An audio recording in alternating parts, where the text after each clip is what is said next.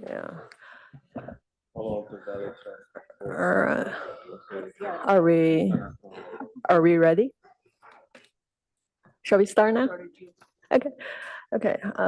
Good morning, everyone. Welcome. Recording in progress. Good morning. Welcome to the September 18th meeting of Palo Alto Architectural Review Board. Can we have a roll call, please? Yes, Chair Chen, Yes. Vice Chair Adcock, Here. Board Member Hirsch, Yes. Board Member Jojar, Yes. Board Member Rosenberg. Present. For the record, 5 are present and we have quorum. Thank you. And next is the public comment. This is the time for anyone from the public who wanted to speak on an item that is not on the agenda. If you want to speak on an agendized item, we will have time for it later. Do we have any public comment? Through the chair, I have received no public comment cards and no raised hands on Zoom. Okay, thank you. And next is agenda changes, additions, and deletions. No changes planned for today. Okay, thanks. And next, I will hand it to Stephen for city official report. Well, good morning. Here we are in September. Just wanted to briefly note some upcoming items that we'll have at a future meeting in our October 2nd. And through the chair, I have realized I am actually going to be absent on the 2nd. So if I could get that noted down. All right, perfect. Thank you very much. Apologies for interrupting. Thank you. Thank You you. beat me to it because I was just about to ask if there's any planned absences. Please direct that to staff's attention. So we'll make note of Board Member Rosenberg's absence on the 2nd. Stephen. Appreciate it. And also for the next time, can we also include the following a couple of meetings for the next year? The early, like in January meetings to be also listed there so that people can plan it. Yes, considering that we have 6 meetings left, we can add the following year to kind of forecast those if there's any other planned absences. Okay, thank you. And if we're talking about the October 2nd meeting, we'll have our second hearing for the 340 Portage Avenue. And we'll also be hearing the 156 California Avenue, which is a builder's remedy project. And other than that, I don't have any other updates for the board. I can entertain any questions. All right, thank you so much, Stephen. Do we have any questions to the staff? Okay, no, so we will move on to our next item, which is a study session. It is to discuss the Urban Land Institute initiative with Palo Alto Valley Transportation Authority, VTA, and Stanford related to the public Palo Alto Transit Center and designation of a representative to participate on behalf of the board in the Urban Land Institute initiative. Do we have a staff presentation? Yes, good morning. Chantel Cotton Gaines, Deputy City Manager. Thank you all for having me here today, Chair Chen and members of the ARB. I am here to share a little bit of information about the upcoming efforts with the Urban Land Institute. The city is partnering related to the transit center here downtown, the second busiest Caltrain station in the corridor. We're working with Stanford as well as VTA. VTA has organized a mobility hub ad hoc committee with a few members from the VTA board, including Council Member Pat Burt for Palo Alto. That committee has decided that we will move forward working with the Urban Land Institute in order to do a study of the transit center area. It's really focused on some of the long-term efforts that they would like to do at the transit center. The mobility hub ad hoc is focused on short-term efforts, reactivating the space, and the longer-term effort is focused on thinking about how we can make that a proper gateway and an active space and encouraging transit for the city of Palo Alto.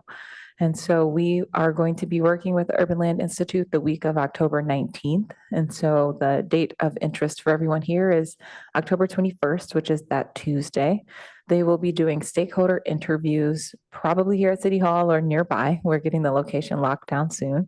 And that day there will be organizing folks from, it's about 100 stakeholders citywide folks that are in Palo Alto and in the Stanford area. And we are asking for a member or two from the Architectural Review Board to participate as a person or people to be interviewed on that day. Really, you'll be asked questions that are in your packet, and I'll just read through them just for a little bit of context for the group. The 5 questions are: what existing or future uses, on-site features, or amenities would you like the Palo Alto Transit Center to make it a more inviting gateway for both downtown Palo Alto and Stanford and draw in new transit riders? The second one is: what could be done to make the transit center more accessible to a variety of non-vehicular commuters and increase capacity throughput? The third is: what are successful models of mixed-use transit centers of similar context, suburban, close to downtown, gateway location, et cetera? And how were the improvements funded, and what are some of the key ingredients to that success? The fourth is: what mix of uses would be the most feasible, and how does density play into this equation? And the fifth being: what are phasing and financing options that should be considered for the different aspects of the station's revitalization? What are steps that we can take in short, medium, and long term to advance the vision? And knowing that this group deals a lot with development plans, et cetera, we thought that it would be really good to have your representation in those stakeholder interviews. We'll have members of the Planning Transportation Commission, as well as our Bike and Pedestrian Pedestrian and Bicycle Coalition for Palo Alto, along with a lot of other stakeholders. And so I'm here today to answer any questions. I know that was sort of a high-level flyover of the initiative, and my hope at the end of the study session is you will have identified your representative or representatives. And if you have anything that you want those individuals to make sure they highlight during those stakeholder interviews, that would be great to share in this discussion as well. That concludes my presentation. Thank you. Okay, thank you very much. So do we have any questions to the staff? Yeah, go ahead. Took a look at the site and wonder if you could describe a little bit some of the commitments that are already begun for some areas of that site. So the In actual, particular, actually, Stanford's interest in the area and the relationship between Stanford and the city relative to their potentials on the site. yes, so the actual site for study that the Urban Land Institute is looking at is the transit center itself. And so it's sort of a strip of land that includes the station and MacArthur Park and some of the areas like right around the transit center. So even though it is very adjacent to things like downtown and the Stanford Shopping Center and the entryway to Stanford, it is a finite geographic area. And there are a lot of land use interdependencies there, multiple transit agencies. Stanford owns the land, the city leases the land, and we sublease the land from there. So there are a lot of interconnected things. So I think the study will be looking at some of those relationships as well as anything that has already been planned for before. There've been a few studies of this area. We are sharing those with the Urban Land Institute so that they have that historical knowledge as well. And then any current day plans, they would be able to have that information too. So the committee will have all of that to use as a reference. Just there sort of are 3 areas of that center. One of them is the MacArthur Park restaurant and parking behind it. I would assume that maybe goes with MacArthur Park. There's a building behind that. Presently, it looks like it's not occupied. And then there's the transit center itself. All of those 3 pieces are part of the study. Let me pull up the map just so I can verify Good. exactly. Okay. You can ask any other questions while I'm doing that though.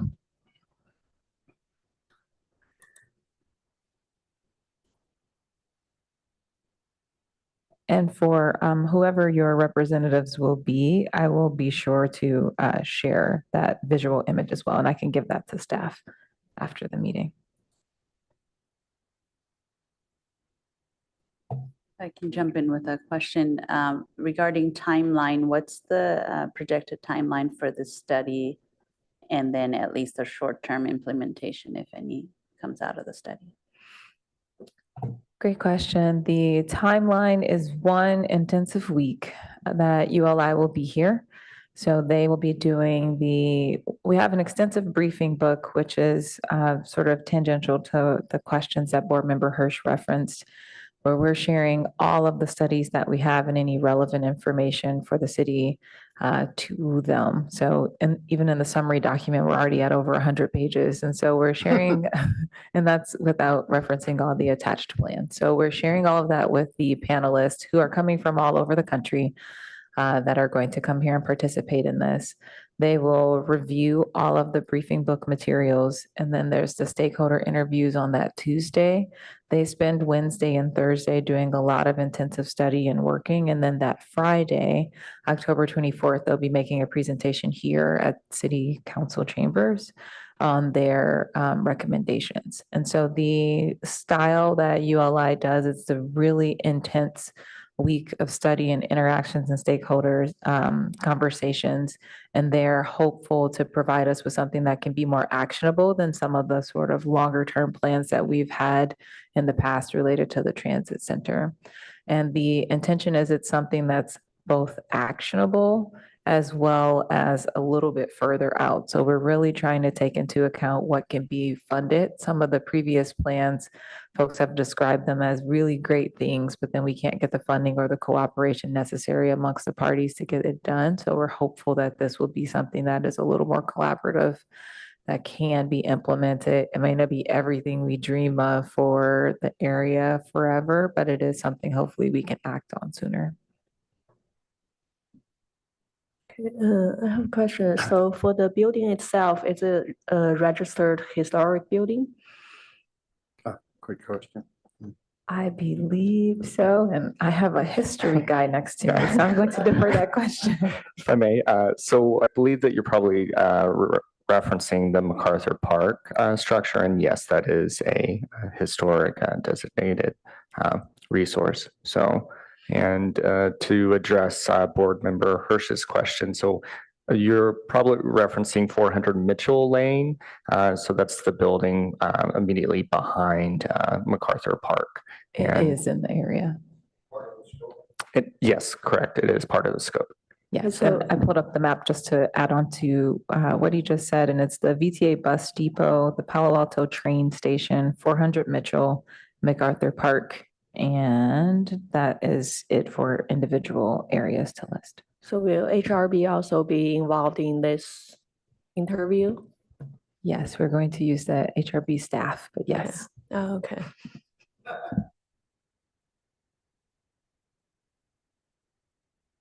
All right. Do we have any other questions at this moment? Yeah, I have one question.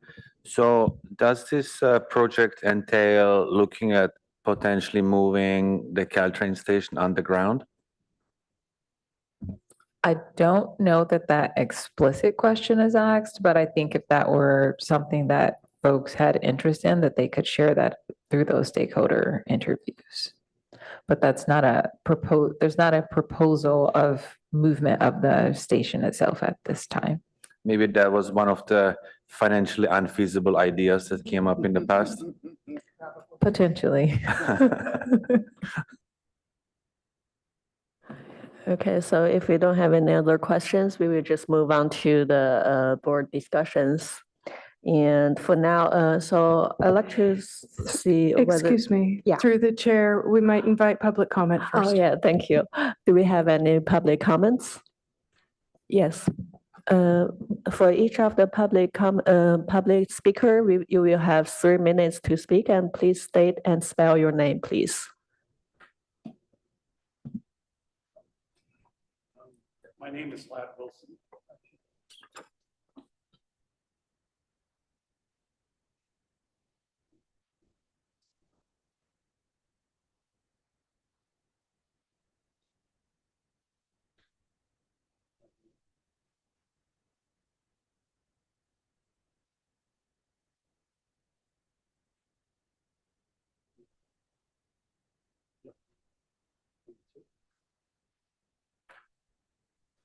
My name is Lad Wilson, and I was wanting to, this is the first time I read about this as far as the agenda, and I think I've heard from the downtown meeting that was North Downtown meeting where this young lady spoke at too. And I would like to throw my hat in the ring as far as my interest in being a stakeholder or a person of interest to help maybe with some comments on this project from the residential side. I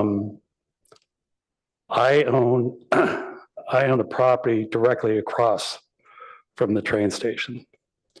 So I'm becoming more of a target of interest with the city, I think, considering that some of the state laws have just passed and the rezoning that you're going to be eventually looking at down the road. So I would like to give my card to this lady and be informed of October and take it from there and see if I can help out. All right, thank you for your comments. Thank you. Do we have any other public comments? And the chair, I've received no other public comment cards and no raised hands on Zoom. Okay, thank you. So we will close the public portion of the item and we will move on to the internal discussion.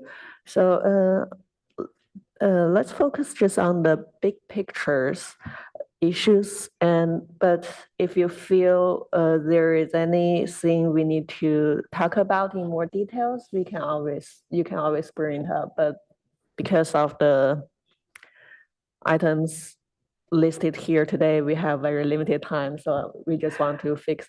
Yeah.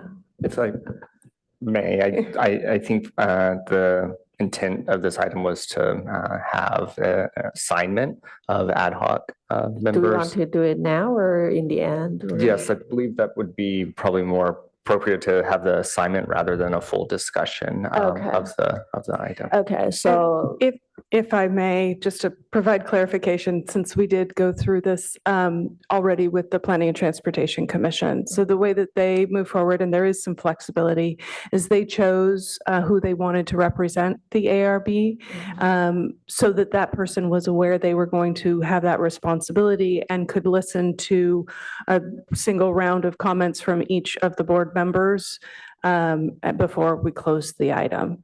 So makes sense. that would be our recommendation, Okay. though if you choose to do it in the other order, Sure. that's fine Okay, too. that makes sense. So do we have any volunteer for, okay, David, and can we have only one or two? Two, okay. Do we have any other volunteers for this item? Okay, so then we were just appointed to Board Member Hirsch and Board Member Georges as representatives of ARB for this item. And I think they're good choices.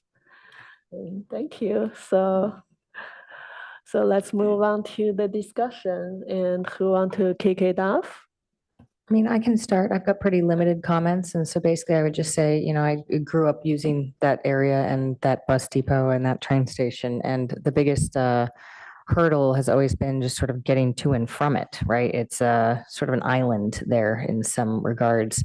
So the connectivity would be sort of at the forefront of my mind as you guys move into the conversations about it. Secondly, I'm always a big fan of mixed use, variety in places like that. And again, I haven't been there in a minute, but to actually use it for transit. But I remember when there was the train station in Mountain View that I was using pretty regularly, just a coffee shop, right? Something that you can just sit and get something warm to drink while you're waiting for your train or something like that. So any of those mixed use items that would allow people's time while they're waiting for transit to be a little bit more enjoyable. And that's pretty much it. So just connectivity and sort of comfort while they're in their waiting period. Thank you guys for offering your time. This is a pretty big dedication. So really appreciate you guys throwing your hat in the ring and representing our board at this. I can go next, and I was going to actually nominate the two of you, so I'm glad you volunteered yourselves. I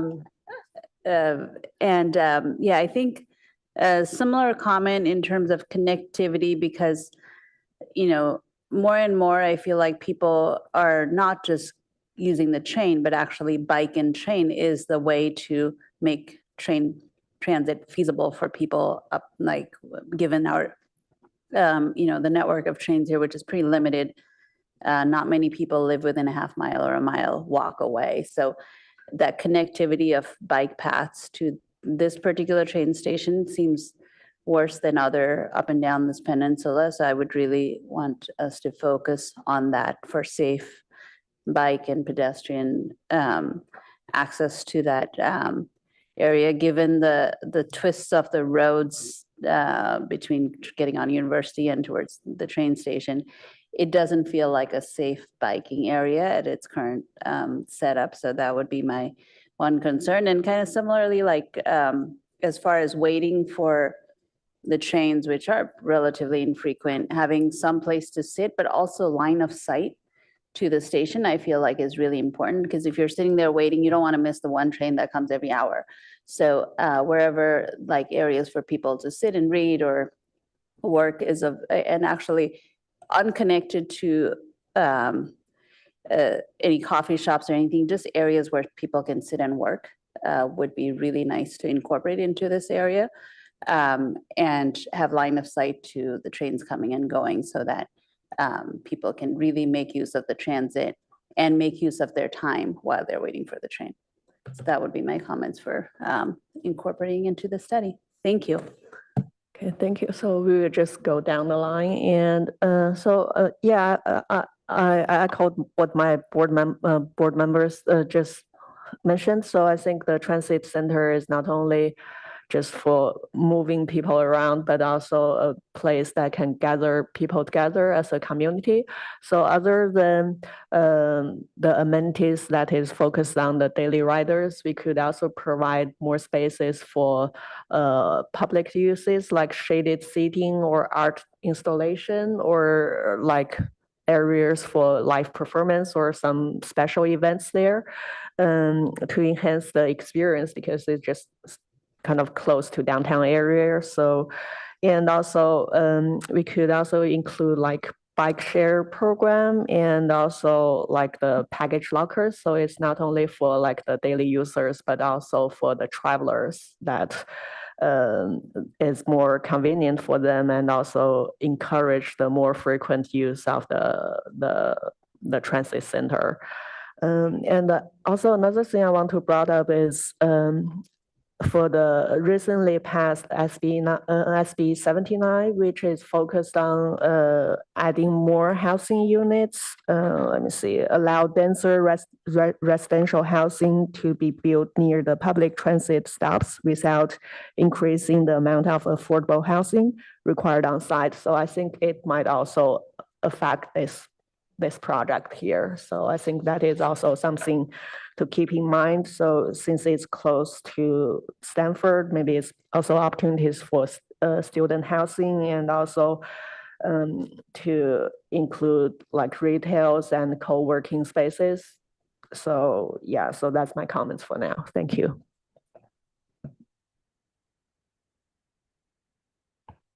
Well, okay, so good suggestions, it seems to me.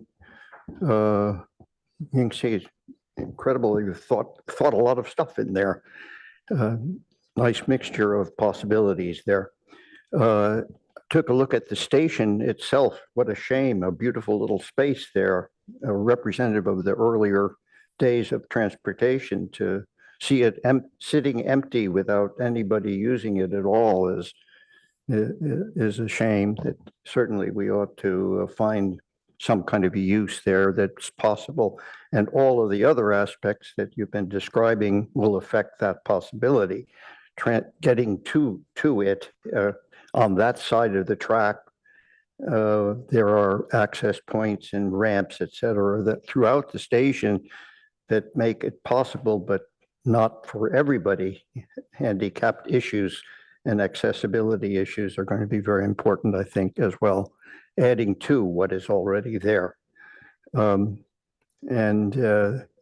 It's yes, if you go there and think about it a little bit, even though it's right next to, you know, a rather busy vehicular all around it, it still is a little isolated island, so it can act independently, and having uses, other uses like commercial use like that, perhaps in that space, and the housing possibilities there, as you described, really make it a really, really interesting site that has, possibilities beyond where we are with it at this moment. So looking to the future planning of that is going to be quite fascinating.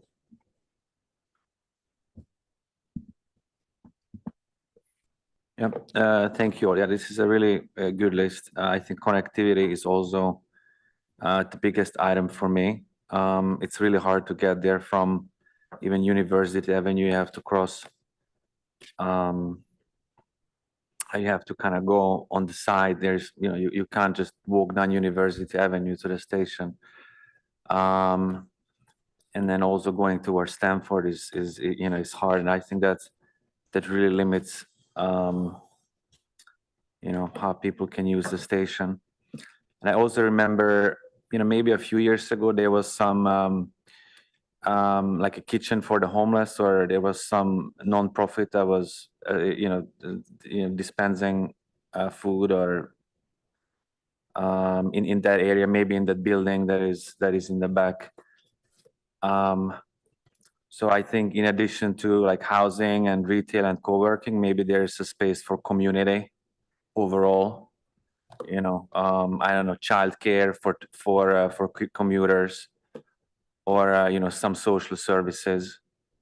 It's kind of in a central location in Palo Alto, while like not on University Avenue. So I think that would be something else we can look at. But yeah, I think we'll study it more before October, and then I'm looking forward to be part of this. Do we have any other additional thoughts, comments? No? Okay, so do you think you got enough information from us? Yes, thank you so much. I will follow up later with the two representatives. And thank you all for sharing your thoughts with them so they can carry that forward in their stakeholder interviews. I really appreciate the time. Thank you. Of course. So we will move on to the next item, which is also a study session. It is the San Antonio Road Area Plan. Staff recommends the ARB to review and comments on the draft San Antonio Road Area Plan existing conditions analysis summary report, and to provide preliminary feedback to staff on considerations discussed in this report in order to inform City Council decisions on the land use and mobility alternatives for this project. So we may wait for another couple of minutes for the staff to be ready for the presentation. Okay. Then I will hand it over to the staff for staff presentation. Thank you, Chair Chen, members of the ARB. My name is Robert Kane. I'm a senior planner with the Long Range Planning Team, and I'm the city's project lead for the San Antonio Road Area Plan. It's a project we're really excited about, where we're hoping to reimagine about 275 acres in the southern portion of our city. We've been working on this project for about 6 months. The budget was approved back in March by the City Council. During that time, we've done a lot of work on existing conditions and begun our community outreach, including our community advisory group, which Chair Chen is a member of. Today, we're going to talk a little bit about what we found. You received a summary report as part of the packet, but we're really hoping today to also get feedback that will help guide us in the next steps of this project. And so we're looking forward to that, sorry. And I'll turn it over to our colleagues from Ramey Associates for the presentation.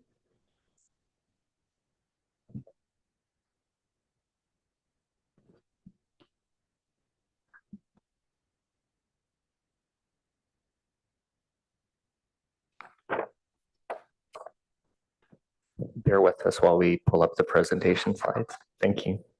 Yeah, good morning, board members. While we pull up the slide, just a quick introduction. I'm Mithali Ganguly, and this is Chris Sensenig. We're both with Raymond Associates. So we're part of the consultant team that's working with the city on the San Antonio Road project.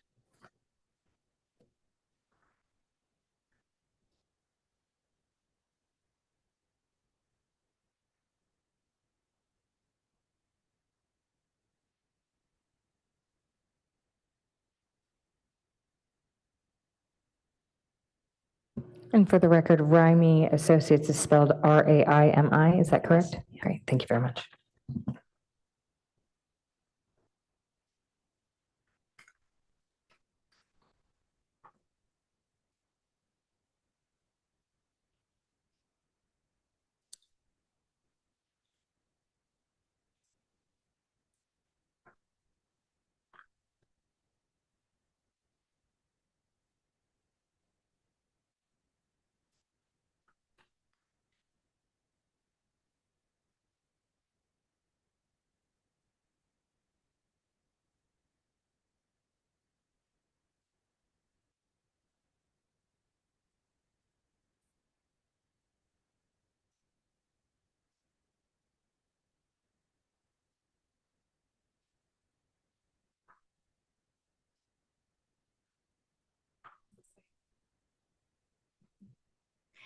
Apologies. Yeah, we'll just have the correct one up. We've been going to multiple different Apologies. boards and commissions and committees. Want to make sure we've got the one that we pulled together for you specifically. Just be another moment.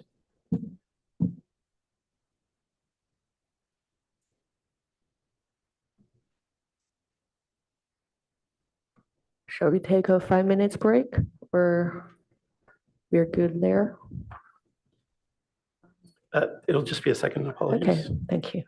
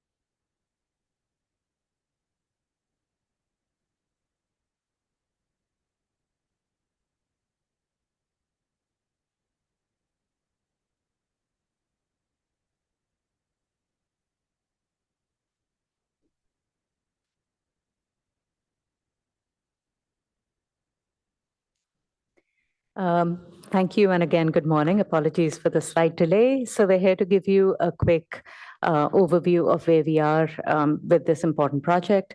Next slide. Yeah, please go ahead. Yeah, to just give an overview, this is an area plan. And as we know, an area plan is it's a comprehensive planning effort for a pretty focused geography.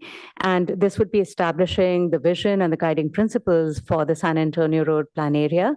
And of course, community input and input from boards and commissions and the advisory boards will be critical to forming the plan outcomes. And it is separate from, but it must be consistent with the city's comprehensive plan. Next slide. So overall, this is a city-led initiative. This is an aim to create a 20-year vision with active community input. And these are some of the preliminary goals that we've identified of creating a more livable community, of improving mobility and safety for all modes, for supporting the city's sustainability, housing, and economic development goals. So a little bit about the plan area. Most of you must be familiar with this part of town. So it covers an area of approximately 275 acres on either side of San Antonio Road. So it's a 2-mile stretch of this road right on the border with the city of Mountain View. And this has a mix of different kinds of land uses within it presently. And it's also pretty close to the San Antonio Caltrain station, though the station itself is just outside the plan area boundary. A little bit about the project timeline. We got started earlier this year in March, and the project has 5 phases. We're currently in phase 1, and we are estimating to be wrapped up by early 2028. So over these 5 phases, each of these phases have active community input, and it will have input from all the boards and commissions, Planning Commission and Council. We can come back and discuss any of this in more detail if required. So where we are currently is in phase 1, as I mentioned, and that primarily consists about looking at existing conditions, getting familiar with the site, and just understanding what are the issues and opportunities within the plan area. So there have been 9 analysis memos that are getting finalized, and you've been presented with the summary report. And by our target is that by early next year, or definitely by the summer, we would be arriving at a preferred plan alternative. So our current work is going to inform the next phase of work, which is working on plan alternatives over the winter. And then the target is to get to a preferred plan alternative, currently targeted for June of next year. So a little bit about the site and its context. Here you see like an aerial view of the plan. And what this tries to show is, first of all, the fact that the plan area has very good access, at least vehicular access from 101. It is one of the primary transportation corridors, not just of the city, but for the entire region. And San Antonio Road has a bunch of different types of land uses on either side of it. An interesting thing about the plan area is that it is proximate to a number of community destinations around it. And also a very large number of housing element sites, as that you see in that kind of light orange color, are located within the plan area extents. So in other words, it offers up a lot of development opportunity. So we've done some preliminary analysis, and we're presenting some select pieces of analysis to you in the slide deck. More is in the summary report. But overall, in looking at the built character and open space conditions within the plan area, along this nearly 2-mile stretch of San Antonio Road, there are a variety of different uses, and there is no coherent pattern of either like built form or parcel sizes or any other kind of existing built conditions. But given that, the distinct character does come through in some of these areas that we've identified as character areas. And there are individual lots within many of these areas that are transforming in use. So a portion of the plan was primarily industrial or commercial in character, but recently it has started transforming to residential or mixed use. Also, our open space analysis has identified that while the plan area itself has no park or similar outdoor space within it, it is, like most parts of the plan area, are within about a 10-minute walk, so roughly a half-mile distance from adjacent parks and open spaces. However, as you see in the shaded area on the map on the right-hand side of the slide, there is a significant part of the plan area that is park deficient. In other words, it is outside a 10-minute walk to even a nearby open space amenity or any other kind of outdoor space. In terms of zoning and development activity within the plan area, the city has made concerted efforts, over the past few years in just trying to promote more housing within this area. We know that the recent housing element identified 53 housing opportunity sites within the extents of the plan area, and it also allocated what the housing element calls focus areas. So the zoning districts, which are GM, manufacturing, and ROLM within the plan area, are now designated as focus areas. There is also the city's housing incentive program, the HIP program, which applies to a significant part of the plan area. So in other other words, all these focused housing initiatives have already started, like attracting development interest. And as of right now, there are a number of projects that are potentially in the development pipeline.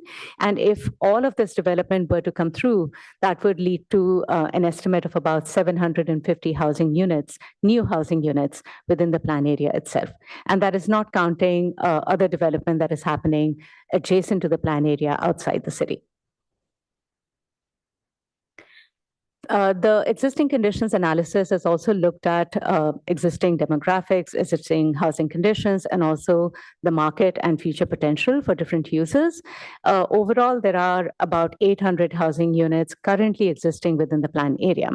And a lot of them date from the 1970s, and not a lot of construction activity has happened since the 1990s. And some of this plan area also has some affordable housing units.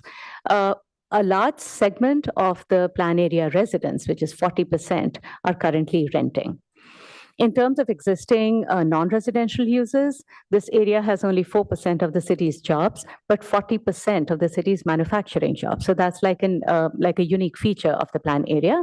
In terms of future potential, we know that not just the plan area or Palo Alto, but the entire region is very strong as a housing market for all models. And based on proposals and market conditions, this is more likely to attract mid-rise mixed use and residential projects. And this gives us various opportunities to offer not just housing at different income levels, but also a bunch of supporting community amenities. Looking at multimodal connectivity, I'm not going to go into detail on this, but we're all aware that safety and connectivity are key concerns within the plan area. We know this area is generally not perceived as being safe for either pedestrians or cyclists. There are also issues of traffic congestion and pileup, and there are significant gaps that need to be addressed as part of the plan area effort. In terms of safety, we know that there are certain intersections that are specifically going to be addressed as part of the plan area work. There have been a total of 143 collisions within the plan area over the last 10 years.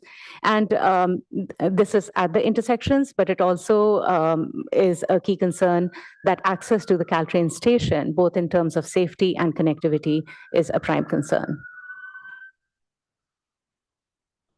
We also looked at hazards and climate change, and like most parts along the bay, there is a portion of the plan area that is susceptible to sea level rise, and that would get reflected in terms of additional flooding and also groundwater seepage. So, the groundwater rising as sea levels rise over time.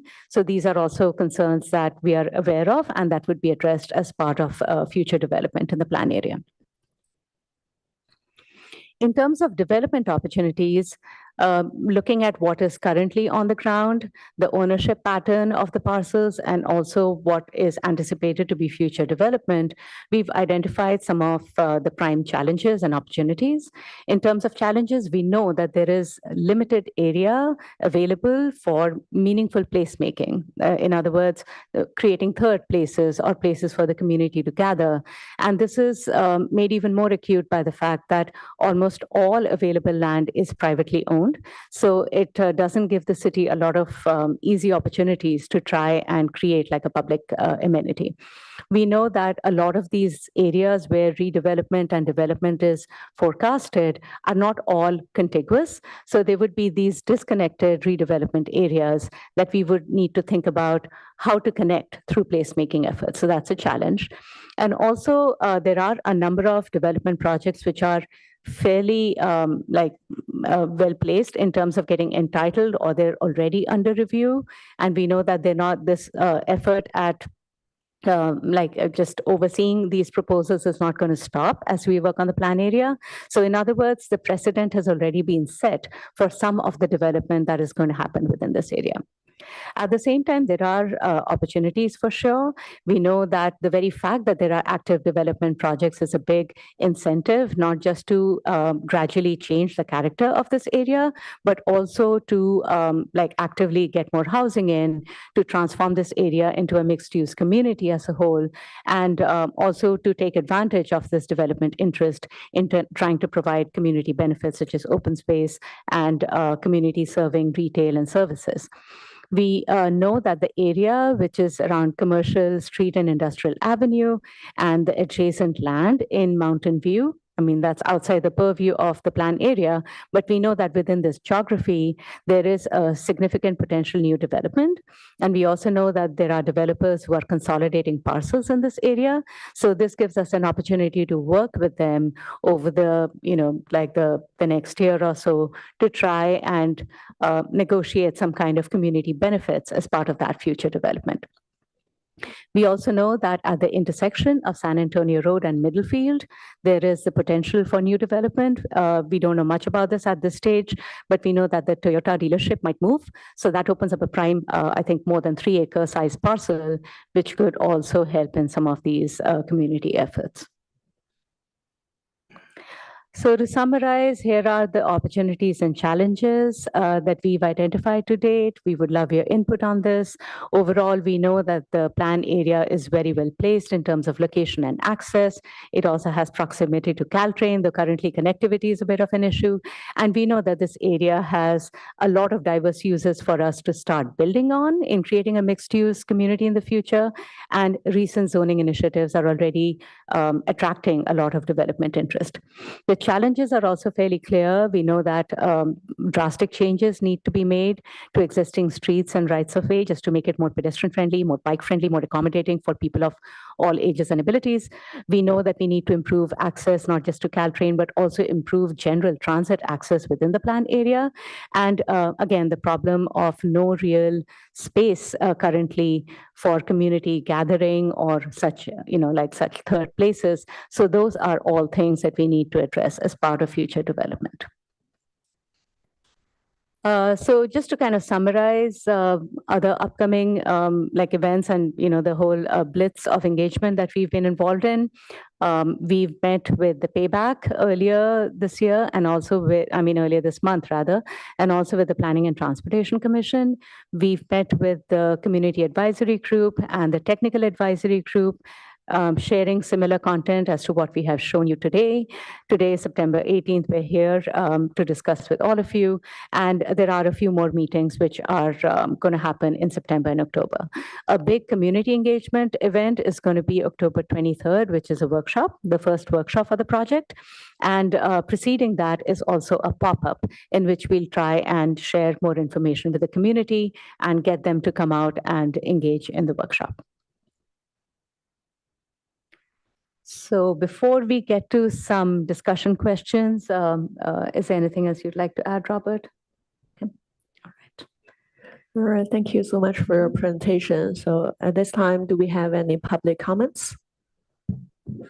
Through the chair, I received no public comment cards for this item, and there are no raised hands to speak on Zoom for this item. Okay, thank you. So it's back to the board. Do we have any questions wanted to clarify before any discussion? No questions? Yeah, go ahead. Go ahead, David. Took a look at, drove the site yesterday. It's very complex in its size, shape, etc. We have obviously been looking at the projects that are PC projects that have already in the pipeline for the last couple of years now. So some of those are clearly going ahead.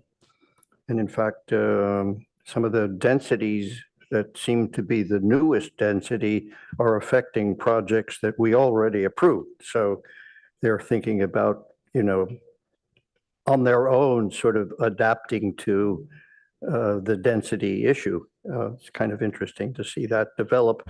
It's too bad it didn't start at the beginning, thinking about all that wasted architectural time. Now it has to be reconsidered, but those areas seem to be almost fixed at this point. I'm assuming that you would kind of assume that they're in stone already somehow, you know. So that's that PC portion of it. But I'm curious about the manufacturing areas, you know, that are around, some of which seem to be expanding daily here, you know. The Maxar. yeah. There used to be maybe 25, 30 cars in the parking lot. Now, all of that area is filled with cars. So that industry, I guess, is expanding in that area then. And so one question would be, you have somebody, a part of the team that is kind of involved in those commercial improvements to those areas, or the, you know, industrial changes that are happening. Are they part of the team? We do have an economic consultant, strategic economics, that is looking at market viability, financial feasibility, and fiscal impact, and those things. Yes, and you know, we kind of see there are kind of three different industrial areas per se, right? There's the Fabian Way, the facility you just talked about. There's the area on the other side of 101.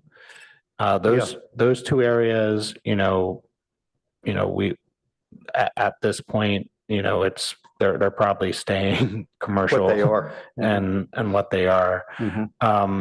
As Matali noted in the presentation, I think one of the bigger change areas is that commercial street and industrial avenue area.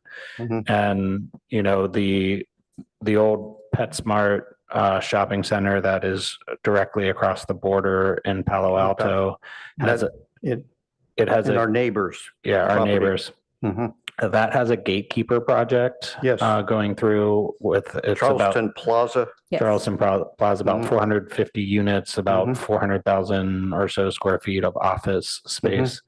And, you know, right on the edge of us. Right on the edge. And, you know, with that project, you know, I think that's kind of a larger project with the commercial industrial area. So we see that area as a really big change area. Potential change area in the site. So like that one specifically, much more so than the other two areas. Other industrial sites at present.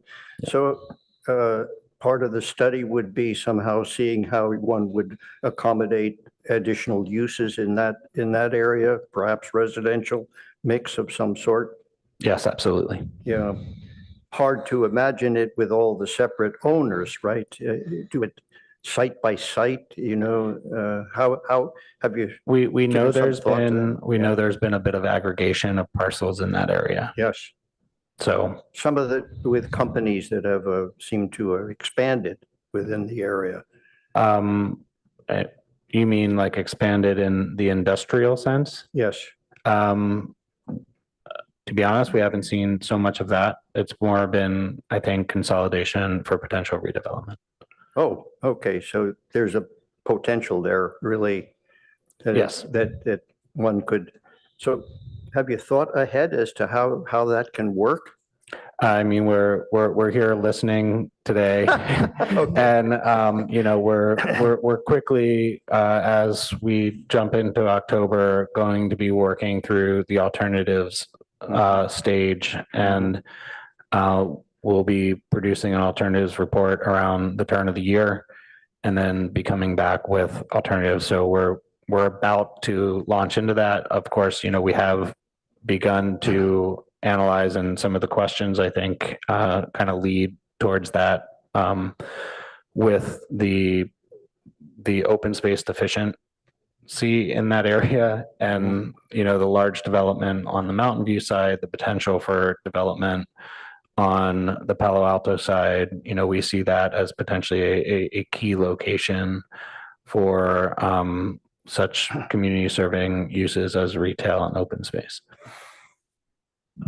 Also, through the chair, I would add that while there are some areas that are more ripe for redevelopment in the short term, this is also a 20-year plan. Yeah. So we'll also be thinking about those other sites, Mhm. should they transition to other types of uses, 10, 20 years from now as well. On that note, do you mind if I jump in for a moment Sure, here? go ahead. David, I don't Come mean to in. interrupt Yeah, you. everybody. On that note, one of the things that I'm sort of more curious about that I'm having a hard time understanding is, do you guys have a map or some sort of diagram that's explaining like very clearly what area is owned by private entities versus the city itself? And then on that same note, sorry, let me finish the thought. What areas are recently redeveloped and which ones are sort of primed for redevelopment? And what I mean by that is sort of like the Taube Correct campus is probably not going anywhere anytime soon, right? That's sort of a fixture at this point.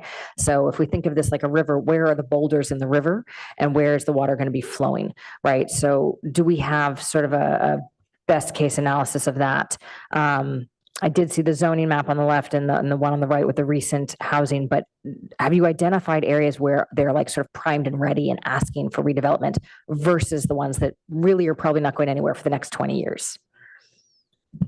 I mean, yes, we have done that analysis. This is one map here that shows, really clearly the pipeline projects, and also in blue are the housing element sites.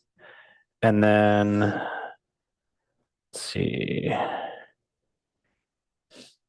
this map here, all of the yellow parcels are parcels that have probably the greatest near-term redevelopment potential.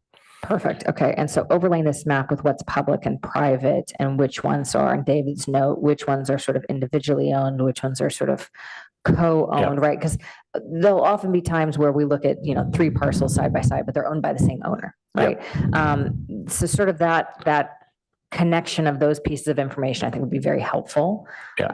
Do we have anything like that right now? And again, I understand you guys are just getting started, so I'm not trying to put you on the spot here. They're all, these are all privately owned parcels. We know there's been some aggregation in the commercial industrial area, and we'll have that information. But at this point, outside of that, there's actually very little aggregation of parcels.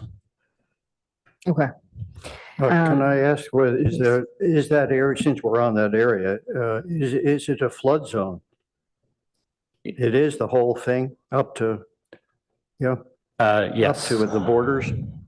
Yes, it is in that flood zone. But our experience working in other jurisdictions and around the Bay Area, there are ways to mitigate that, raising the finished floor, and also like regional flood mitigation measures. I mean, the whole area of 101 is an issue, right? So there's large problems to solve, and then in the nearer term, there are smaller ways to solve those issues. So is it possible that they would take care of that at the public project on the perimeter of the parcel? Or haven't you gone that far? We certainly have not gone that far, and we'll be of course working with the city of Mountain View to collaborating on, we know that parcel is going, it's across jurisdictions, but it's really, it's one place. So that has similar issues.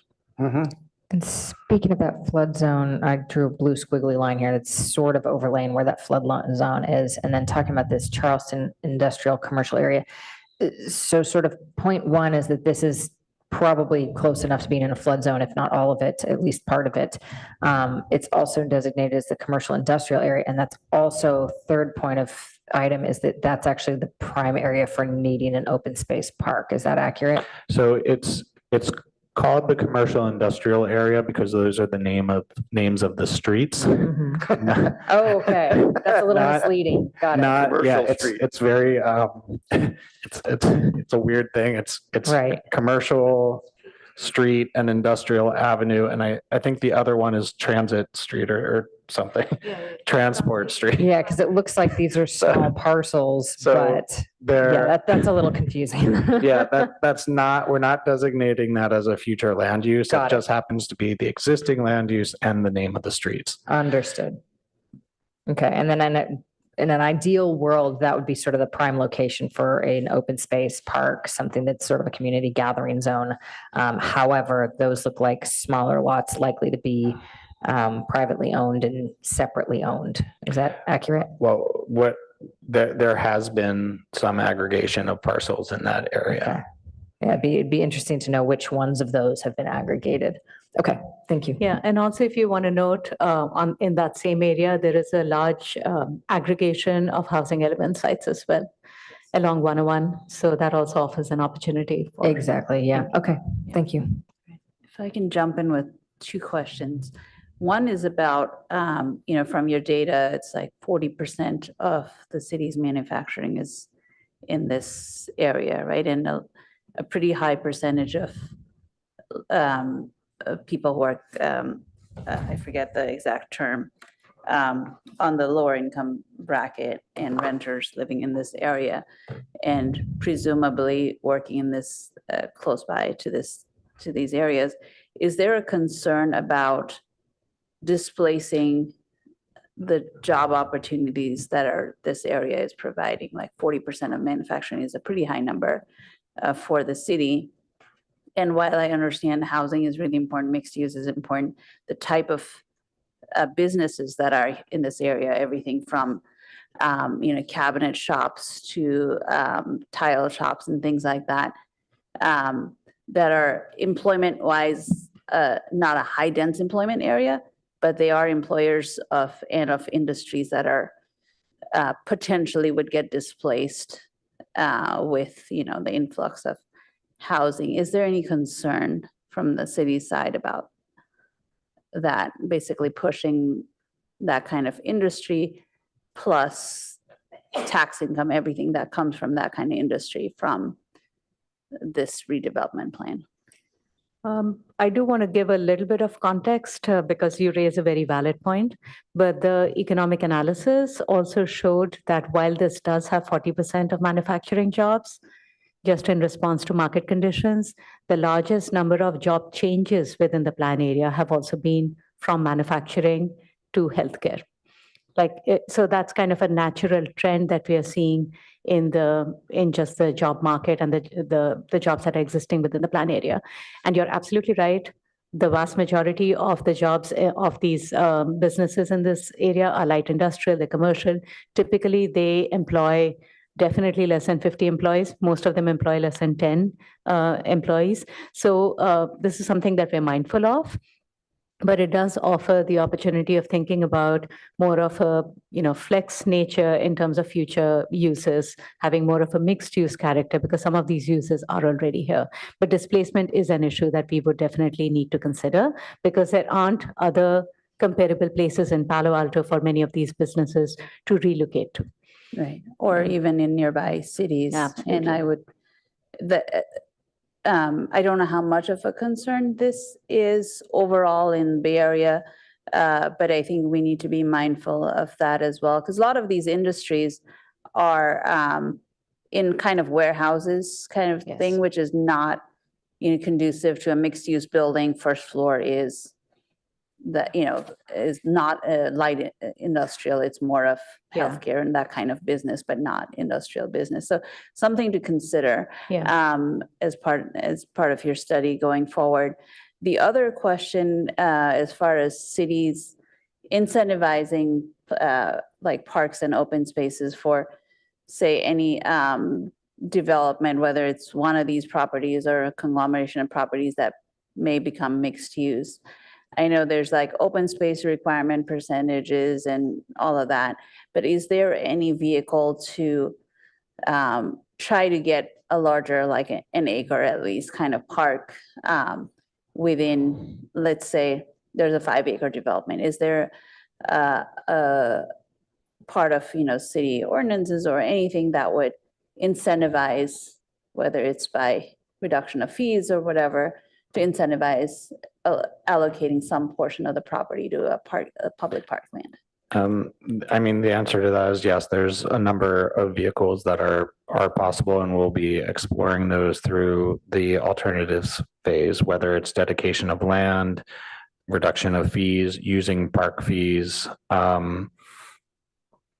the city purchasing land. There's a number of things, development agreements, trading or incentivizing building of open space through allowing other uses. I think one of the questions we have forward is whether you would support increasing office use in the area. That could be a potential, like incentivizing open space type of use.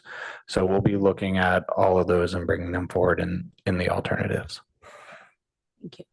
So I have a thought about some of these things that we're talking about here is that, for example, in New York, there was a time when they actually made mini parks out of open lots and designed some play equipment, et cetera, that would be kind of useful to a residential zone. So maybe the exploration in this area where there's so many private properties and they're going to be sort of turning over in that manner, where you might see gaps here or there, you might think about parks rather than a large aggregated area as being a collection of smaller parks that would fit into that. And similarly, of course, there's a greater opportunity in an area, huge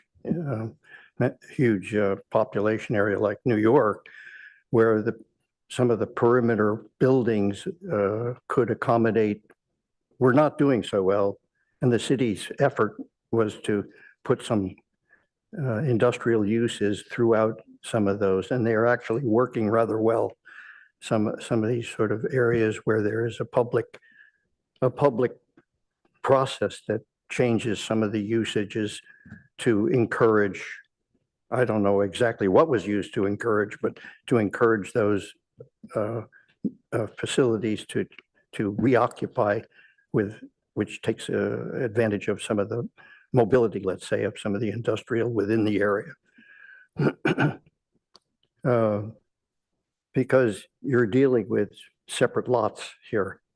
So it may be not, unfortunately, maybe not buildings that are large enough in scope to become centers, but it's worth at least looking at that opportunity. I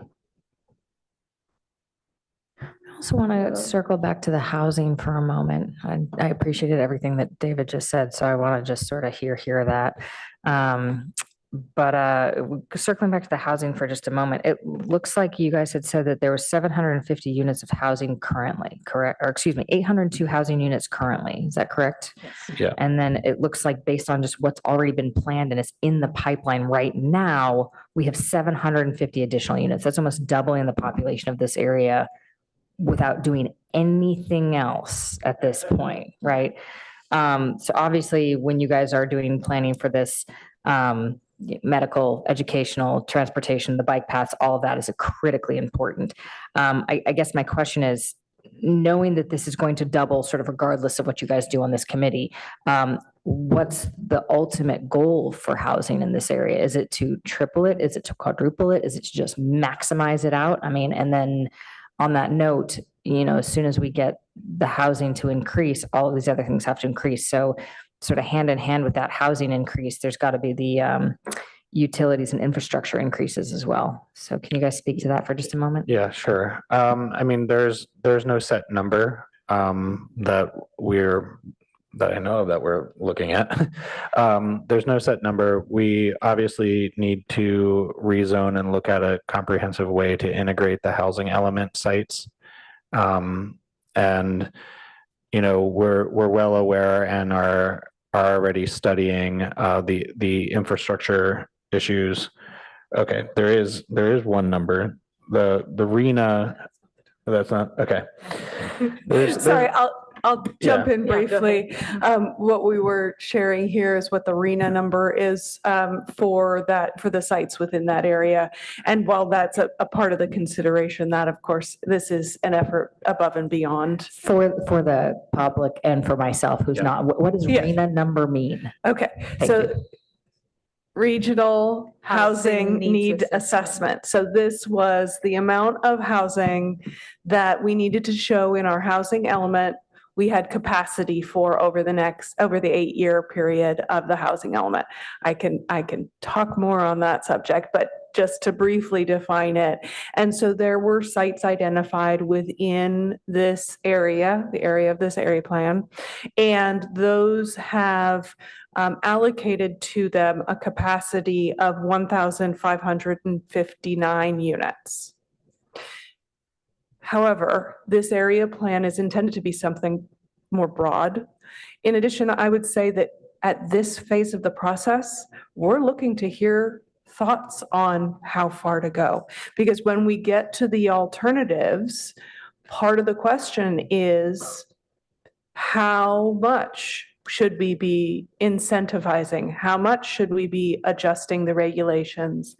And in what ways? And so that is part of what this discussion is to hear initial thoughts on that to help guide and target that alternatives process so that we are providing sufficient options for that discussion in the new year while not going in a direction that's not worth spending time on. Need to incentivize a park. Yeah, actually, if I can jump in on that thing, the RENA housing element number, if I understand correctly, there's about 800 units already planned. Some of that might be going towards the previous housing element number, or is that all going towards the 23 to 31 housing number? Those would all go through the current housing element because they get counted once they have been built. Okay. So so this is, this study is for the, next 10, 20, 30-year kind of plan. But at a minimum, from the city's commitment to the state, about 1,500 housing needs to get built in this area, correct? To kind of at least, whether it's a trade from this area to other, but the city has a 6,000 something unit commitment. A quarter of that is coming from this area. Is that true? We need to show, I guess the clarification I would provide is that the city's commitment is to show that there is capacity, that we're not stopping housing development, but we aren't the ones doing the development, right? And so, yes, we need to show that housing is being built.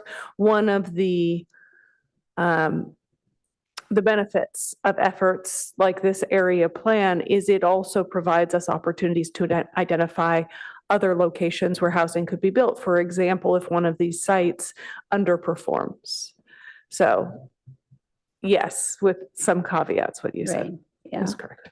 Yeah, because I agree, you can't make the blue properties become housing, but that is kind of part of the city's commitment of incentivizing that 6,000 units, whether these particular landowners, property owners do that or somebody else to make that commitment happen by 2031 before the next cycle starts.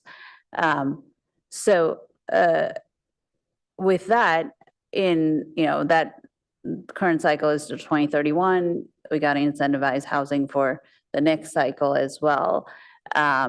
So given even the current commitment is double of the current housing in this area, I think the plan needs to include, maybe instead of 1,500, like planning for the future for the next, also keeping in mind the next housing element, probably another 1,500, just by the ratio that the state is going, which land is limited. So it's really about densifying and reuse of current low, lightly used properties as a way to, and that's kind of how the housing element is set up anyway, the properties that are not densely used as targets for potential incentivizing both by the HIP and the housing element sites.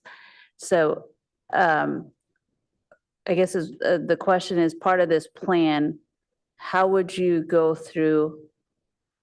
I feel like, I've looked at this housing element plans quite a bit, and it seems like every potential site in this area that could be a housing element site has already been identified as housing element site. And for looking into the future and as part of this planning, what are strategies you're looking at to incentivize and grow the housing stock in this area while also not displacing other critical uses of these sites? One additional piece of information, just for the public information, is to share that housing that gets developed, whether it's on an identified housing site or on another property, gets counted towards Agreed, yes. satisfying the RENA. So this effort can help support housing development, regardless of whether it's on one of those blue sites or not. And the related question is there any projections on the types of the units, say whether most of them are studios, or it could be like for larger family-oriented units? Is there a way that city can somehow provide guidance to the developer, or maybe have some kind of control or incentives on that, or it's all depends on the market? I mean, I think that's something that we could maybe look at in the alternatives phase. I mean, there are limited ways that if a city's desire is to kind of direct in a certain unit size, you can, there are ways. It's not done often.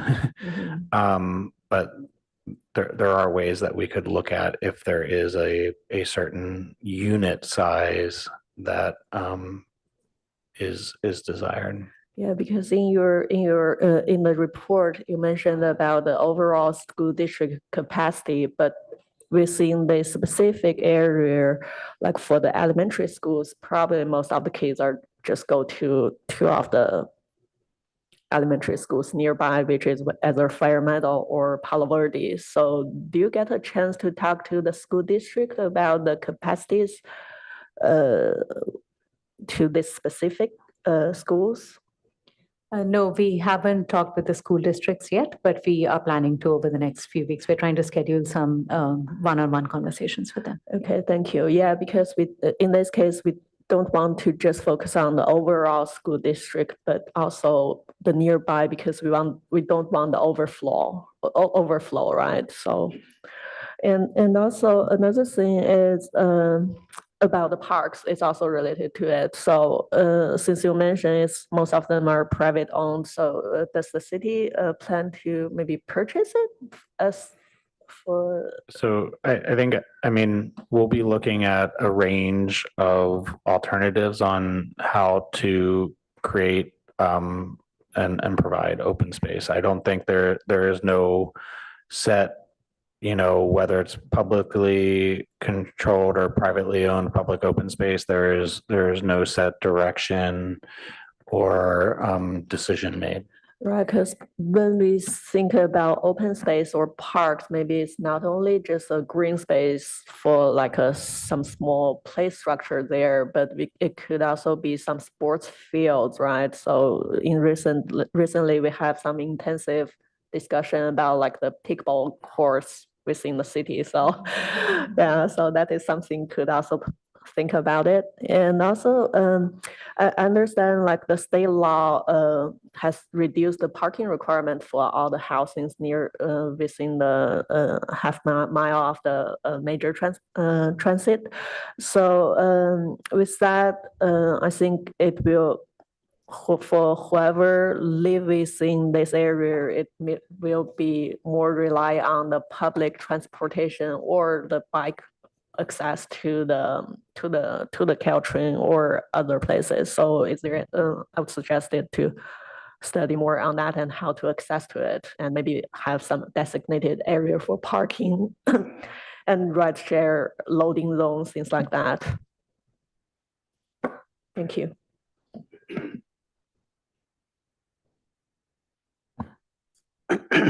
You have a sort of in the housing market conditions area there of the report, there's a rather pregnant sentence here that says successful implementation may depend on targeted incentives that encourages provision of community amenities as part of private development.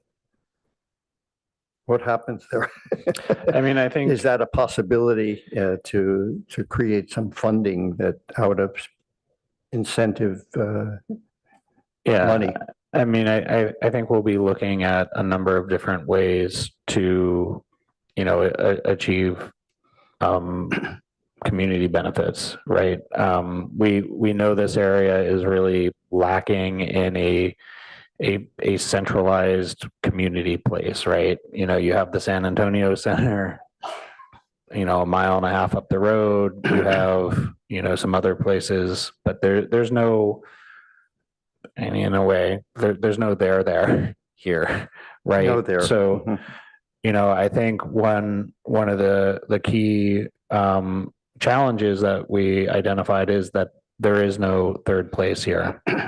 And so one of the things that we want to get feedback on today is there a place that you think is right for that? We have some questions about, should we really try and incentivize co-locating, retail services with a publicly accessible open space, or, is distributed retail, you think a better approach? So there's a few things that we'll be providing alternatives for. We want to hear your feedback today on, but I think, at this point, everything is on the table on how we meet the placemaking goals of this project. Yeah, it seems like that. That's the nature of the beast here. Yeah, it's a tough puzzle in this location. And there's no one area that you can say, well, this is really the potential center of this, or even that we can imagine creating a potential center here. I mean, you're asking my opinion right now. Yeah. As well. I mean, I think the commercial industrial area is really, one of the best located locations. One, it's in the most park deficient area. It has, between that and the South Fabian Way area, it's the highest concentration of housing element sites that are furthest from amenities. So I think there are a number of factors that make that area a good location. I think, also on this map, we've identified the Middlefield San Antonio Road intersection as another potential location for, maybe a small agglomeration of retail. But I think Charleston Road is a really key potential location that we'll be looking at in at least one of the alternatives.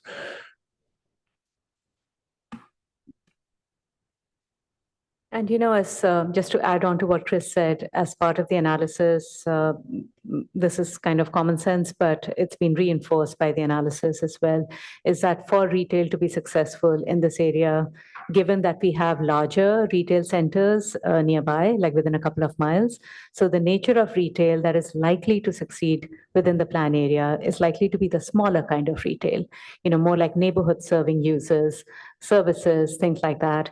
And for such users to function well and to thrive, they need to be in areas that are easier to access, that have more visibility. So that's why the intersections and along these main streets are kind of natural locations. So we'll be looking at different options, but this is just what the market and interviews with brokers and all is telling us as of this point of time. I do have another question about the 24 special setback in this area. So do we know what's currently within the 24 setback? I understand there are utilities under under it? Is it like more within, most of them are within like the 10 feet, or it's spread across the entire 24 feet? So, yeah, this is a great question and one that we're diving into detail. Using the 24-foot setback along much of San Antonio Road is particularly on I get my cardinal direction, the Mountain View side, the southeast side of San Antonio Road. There's large pieces of infrastructure right at the back of the sidewalk. There's huge backflow preventers on the street side of the sidewalk. There's utility boxes, on that side of the street, creating a wholesale change of the right of way and moving the sidewalk and curb would be a very costly and expensive endeavor. So I've been identified that as a constraint and something that the 24 setback, doesn't give us much to play with because of those infrastructure things. It's a little bit different on the other side, but you still have key things. The other side of San Antonio really has about 4 or 5 different segments that are each unique.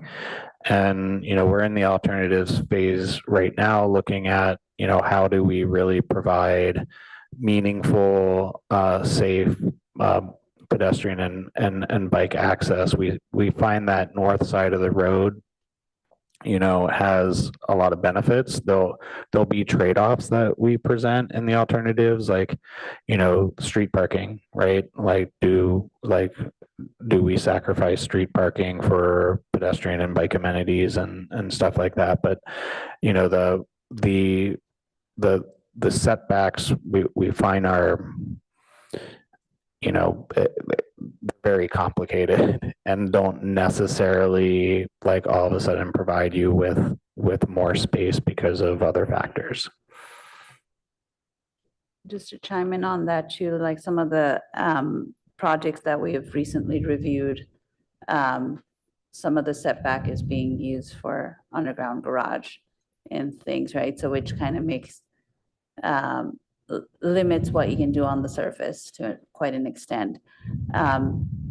So thinking about that and how the future roadways might get used, there's also there's so many like competing things that were going on in some of the projects we were reviewing. Obviously, the underground parking being one. Where is the drop off? Where's the entrance? Trash pickup to entrance to garages. Where are the transformers? All of those things that you just mentioned are on the street, and in the future, more projects will add those on right on that street.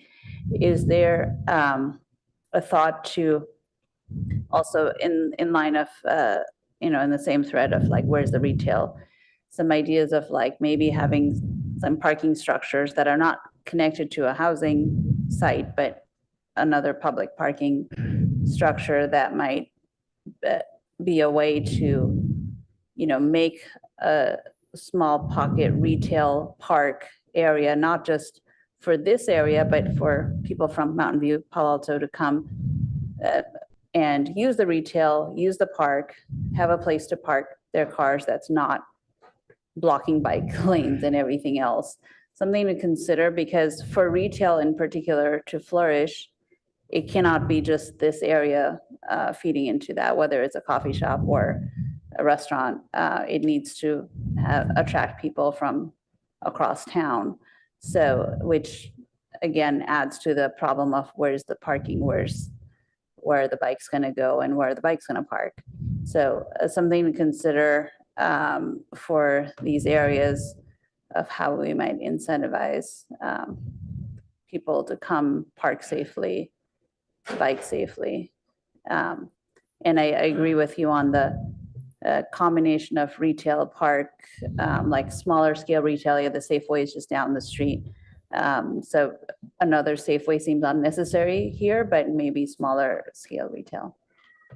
Thank you. To extend that discussion a little bit, there is, after all, Piazza's not that far away, certainly automobile access. There's also a Costco just on one side, and then there is all of the development in Mountain View that has a significant amount of retail as part of it.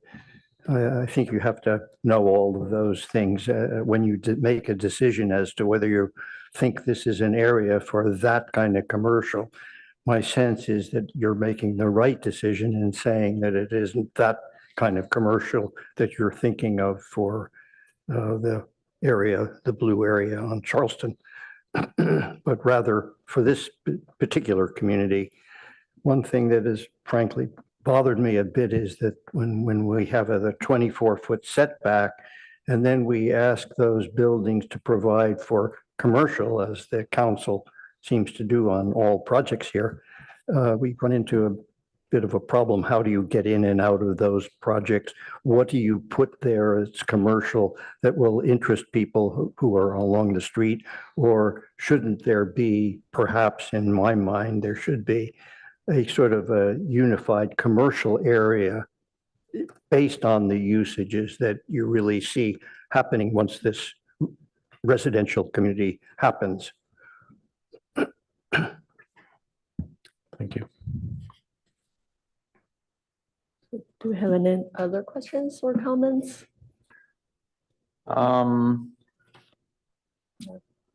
So yeah, when the question came up about the kind of ultimate number of the housing units, and then I think somebody said maybe another 1,500 or something like that. I was a little bit surprised, because just by looking at this area, I was thinking maybe 10,000 or more.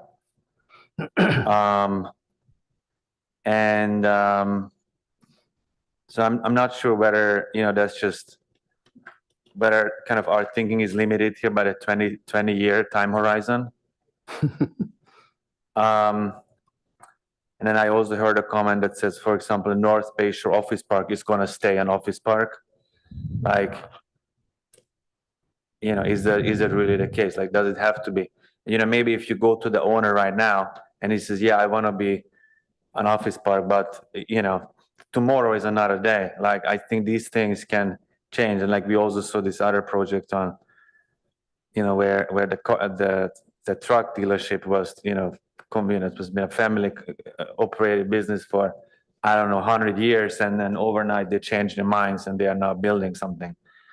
So, I'm not a planning expert.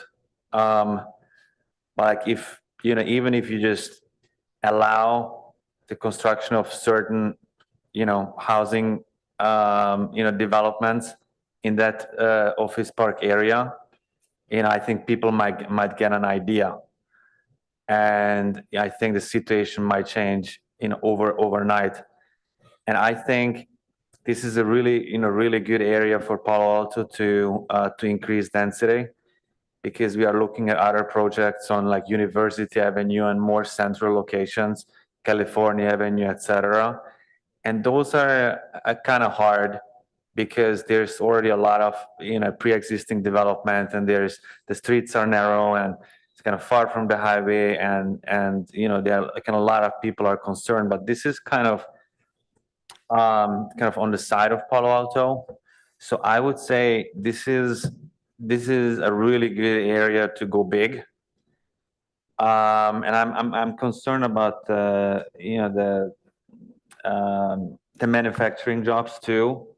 But like, I don't know if we can, I think we can have like a good compromise, because especially that whole area on Fabian Way and Office Park, I mean, those are just huge pieces of land. And I was like, man, that would be like really, really nice, to have like huge development there. Like even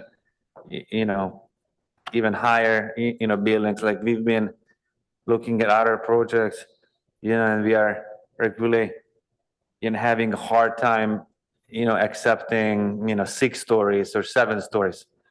But, in that area, it's like right next to the highway, maybe that could be a 15-story, maybe it could be a 20-story building. And I think, if you have some industrial owner of some industrial, building there of a warehouse, let's say, and you tell him, okay, you make $20,000 a month from, renting this warehouse, but how about you build a 20-story, 300 unit building, you're going to make $5 million a month. I mean, at some point, people will change their mind, and maybe it's not going to be next, maybe, it needs maybe a longer time horizon, but I think this is a really good area to go big. And then like you mentioned about the small retail, it's kind of, I think it's a little bit like a chicken and egg issue. And I think, also these retailers, I think, if we give them more of a vision, they are more likely to consider it. Also developers is like, well, why is the city forcing me to, to have a retail unit in my first floor? Like nobody, there are never going to be enough people living around here. But I think you can get these concessions from the developers more likely if there's a bigger vision. And then kind of on that, on the note of like bigger numbers, I don't know about the highway access because, San Antonio doesn't have a southbound access. So like if we, it's just a question or an input, if it hasn't been studied, maybe that could have been studied, can be studied if we go big, if we go 10,000 more units in this area, is it okay to have the highway access on Charleston Road? I believe that is already planned. Is that correct? Yeah, through the chair, BTA is currently leading a project to redevelop the intersections both at San Antonio and Regensdorf. And that the plans currently do include adding a southbound entrance at San Antonio. Great. And then the last thing I would say is, about the open spaces. I'm also a fan of looking into the small scale parks, like David mentioned. I think other cities, have that. And like as you were mentioning that, I was kind of remembering, being in New York and seeing, every other block like a small playground, or dog walking, or it's amazing, and it's maybe kind of a new concept to Palo Alto because we think about, Rinconada Park and Mitchell Park, like those are like huge parks. But honestly, for a young parent who just needs to get out with a toddler or something, even if it's a small park, it could be, it could be very, very good. And especially if the city has to purchase, land, it makes a difference if you buy something for like $2 million versus 20. And I think, there's already a huge benefit, from a $2 million purchase, compared to a $20 million purchase. So I think that should be, looked at. To sort of, I agree with the thought that somehow the area that, Maxar is located in, that whole kind of industrial, which happens to be also a Superfund site or something like that, the buildings are polluted with chemicals as well, as they are now, but that did seem to me that it would have been a really interesting site to develop that way. But it also seems now that their Maxar is really expanded, so we need some more satellites, I guess, more than we need housing. So that's a kind of a conflict. But if you're in direct contact to the developers of those areas, it would seem that even if it isn't quite as tall as you're suggesting, there could be a series of 10-story buildings, interlocked in some way and with an internal kind of a parkland that goes with it. That's a nice piece of property down at that end. And the interesting thing about it is that it becomes kind of symbolic of, in a way, this is the new Palo Alto right here, because it's one of, after all, one of the first accesses from the south. Well, from either direction, to the perimeter of Palo Alto and a major street as well.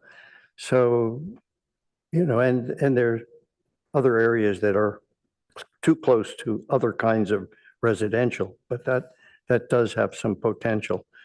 But it may be in conflict with present day commercial, industrial, whatever that site is being used as. And it has the environmental issues to deal with. However, it's worth looking at, as a sort of a major possible big push of 1,200, 1,500 unit or whatever. Who knows the actual amount? 10,000 may be more than is needed. Then we'll have 25-story buildings and height limitations and whatnot, but a scaled, even, if you look at the Charleston Plaza project, they're medium height buildings, but done a really nice concept with an internal public space.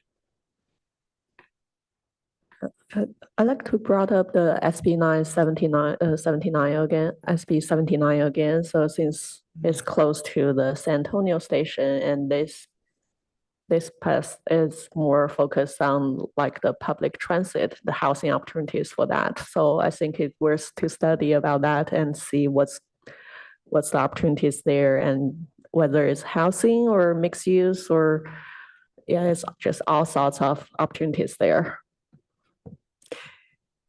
Thank you for that question. I'll jump in. I think the city is likely to have discussions over the next couple of months in particular, assuming that SB 79 does get signed by the governor, which has not occurred yet. We will be looking into what the implications of that new law are. It would be going into effect on July 1st of next year. And so there is some time, but there also, in the current wording, is room for alternative plans. And so we'll be looking at what those options are and in what way the city might want to pursue something. There will, of course, be close coordination between the other efforts that we currently have, though it is a relatively small portion. I mean, it's one end of this area plan, and so it will inform it. But, a lot of what we're talking about is more than half a mile from the pedestrian entrances to that station. Yeah. So do we have any other final thoughts on this? No? Then, yeah, so do you think you still need any additional information from us, or it's good enough for now? Yeah, I thought we had a really great discussion. It was great to get all your thoughts and insights into this area. We're really looking forward to now diving in to those details. And yeah, I think we have what we need. Thank you so much. It's a great job to see all this information you provided. I'm looking forward for the next meeting. Thank you. Here, here. So now it's 10:14, and before we have a short break, just want to have a time check. So are we good? We only have one item left. Correct. We just have one action item, and I think we should be good to go. Probably would recommend just a brief break. So. Okay, so let's have a 6 minutes break, and we will come back at 10:20.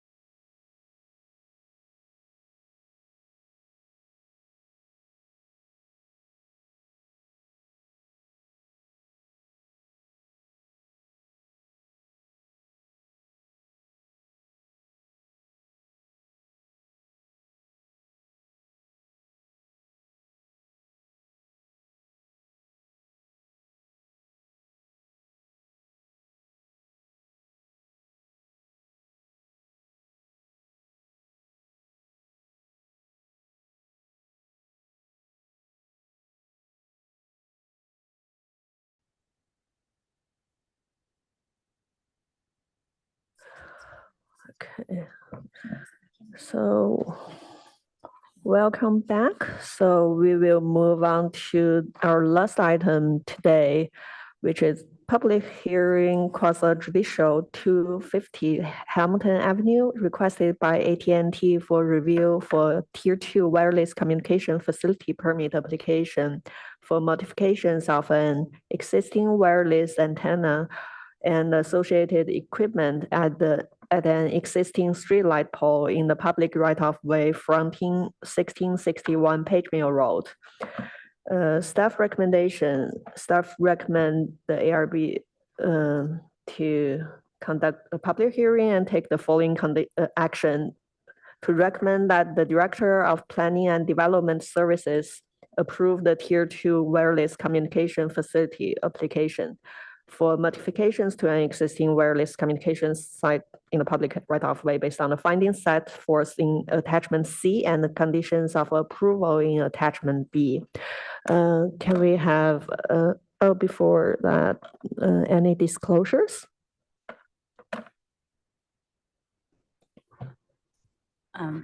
Just that I've driven by that site many times, and today I looked at it really closely as well. Did a drive-by as well. Yeah, same. Yeah, yeah, I drove up the street, was told to do a U-turn and not come down the other side in order to find the pole. Went down the street that way and it says, do a U-turn. So I don't think I identified the exact pole, but I was through the area. I have visited the pole as well. Oh, you found the pole? Yeah. And actually, it's also easier to find it from a Google historic Street View. landmark. So do we have a staff presentation? Yes, we do. Thank Good you. morning. I'm Nishita. I'm going to go and share my screen.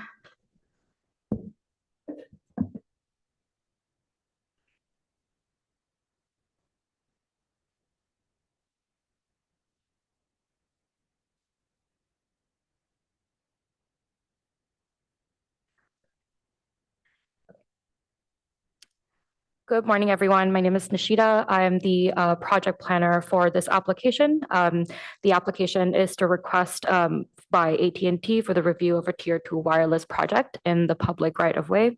The presentation is divided into 3 sections, starting off with the project location and project scope overview. And then we have a background section that will be presented by Island Belier, Assistant City Attorney. And then going forward to the analysis section.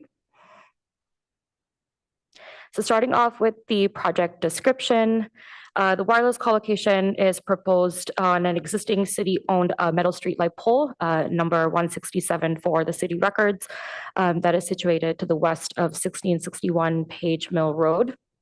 This pole is located in the public right-of-way.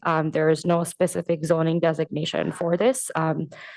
It is surrounded by research park uses to the north, south, and east, and there are some Stanford residences to the west, as you can see in the aerial.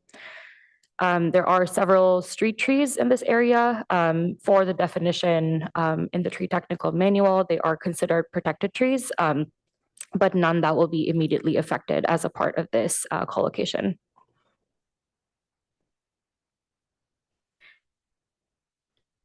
The proposed project is comprised of modifications to an existing wireless communication site and associated equipment. There's a removal of existing wireless equipment, including 2 antennas with, including 1 canister antenna and 1 remote radio unit, also known as an RRU. And there's a co-location or installation of new wireless equipment, including 2 antennas with splitters that allow the antenna to be divided among multiple receivers or transmitters. 3 radio units that are convection cooled. That means that they don't have a fan. And 3 RRU shrouds or solar shields. Safety signage, which is required. Cabling that is within the streetlight pole will not be visible from the exterior, and 1 disconnect box with shutdown signage. The site plan shows the location of the existing streetlight pole in the dashed green box. The existing AT&T and electrical cabinets circled in red, also shown in the photo, are to the north of the streetlight pole. The electrical pole box is under the ground and not visible, and the AT&T box is the green box that you see in the photo. The orange arrows show the location of the antenna directions, or also known as azimuths.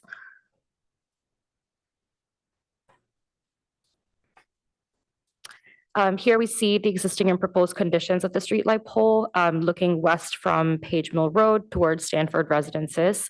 And to the left, we have the streetlight pole with an existing antenna canister circled in red. Forgot to add the circle. And right, we see the proposed antennas, radio units, and the shutoff box. Another view of the existing and proposed equipment, looking north from Page Mill Road towards El Camino Real. We'll now go into some of the background for this, which includes the wireless communication facility legal framework, including state, federal, and local regulations, the permit tiers and how we review wireless applications, the review timelines, and also applicable local criteria. And this will be presented by Eileen. Good morning, Eileen Belier, Assistant City Attorney. So we're giving you a brief legal overview because this is the first time in many years that the ARB is reviewing one of these wireless sites, and the federal law has changed over that time. So we wanted to make sure everyone had a primer on the federal laws that impact your ability to review this site. Wireless technology is federally regulated, although local zoning authority does include placement and appearance of WCFs within that federal framework. We've listed on this screen some of the major federal laws, their orders, including a small cell order that was issued in September of 2018, interpreting some of those laws. And then the small cell order itself has been judicially interpreted, specifically by this Portland versus United States case that was issued in 2020. Next slide, please.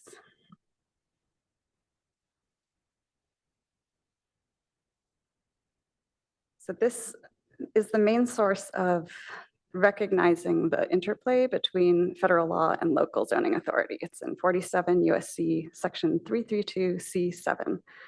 And it recognizes broad general authority for local decisions regarding the placement, construction, and modification of personal wireless service facilities, subject to 5 key limitations.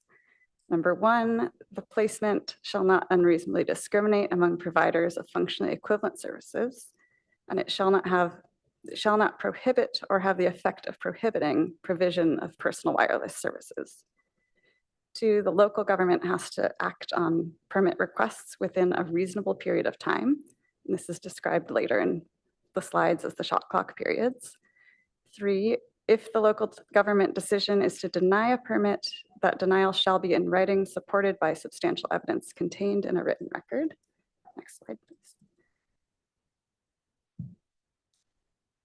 Here is a key one. The FCC is the sole authority allowed to set safety standards for exposure to RF emissions. So I've pasted the full text here. No state or local government or instrumentality thereof may regulate the placement, construction, and modification of personal wireless service facilities on the basis of the environmental effects of radio frequency emissions to the extent that such facilities comply with the Commission's regulations concerning such emissions. And then the final limitation, in addition to any local appeal process, there's an expedited judicial review to any local court. They can file that within 30 days of a final decision. And if the city were to take an action that an applicant deemed inconsistent with restriction number 4, they could appeal that directly to the FCC. Next slide, please.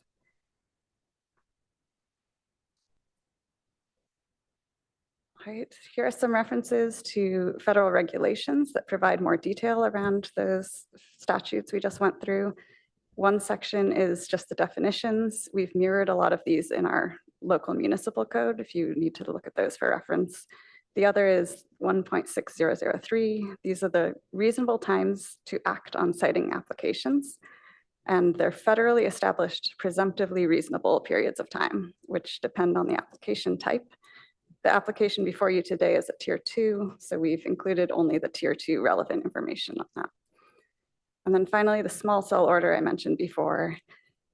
You can have local aesthetic requirements, and they're not preempted by federal law as long as they are reasonable, which is further defined, and published in advance. Reasonable, according to the FCC, is that they are technically feasible and reasonably directed to avoiding or remedying the intangible public harm of unsightly or out of character deployment. All right, as a quick overview of the shot clock timelines, these projects have to be reviewed in a reasonable time to comply with federal law, and federal law has set shot clocks depending on project type. These are the periods in which the city must take final action on an application to install or modify a wireless facility. So that includes any appeal period, and it includes the issuance of permits if a project is approved. For this project, the final decision must be made within 60 days of the application submittal, unless we reach an agreement with the applicant. We had one timely notice of incomplete that reset the shot clock for this when they submitted on August 28th, 2025, meaning this current project shot clock expires October 28th, 2025. Briefly, there are also some relevant state laws here.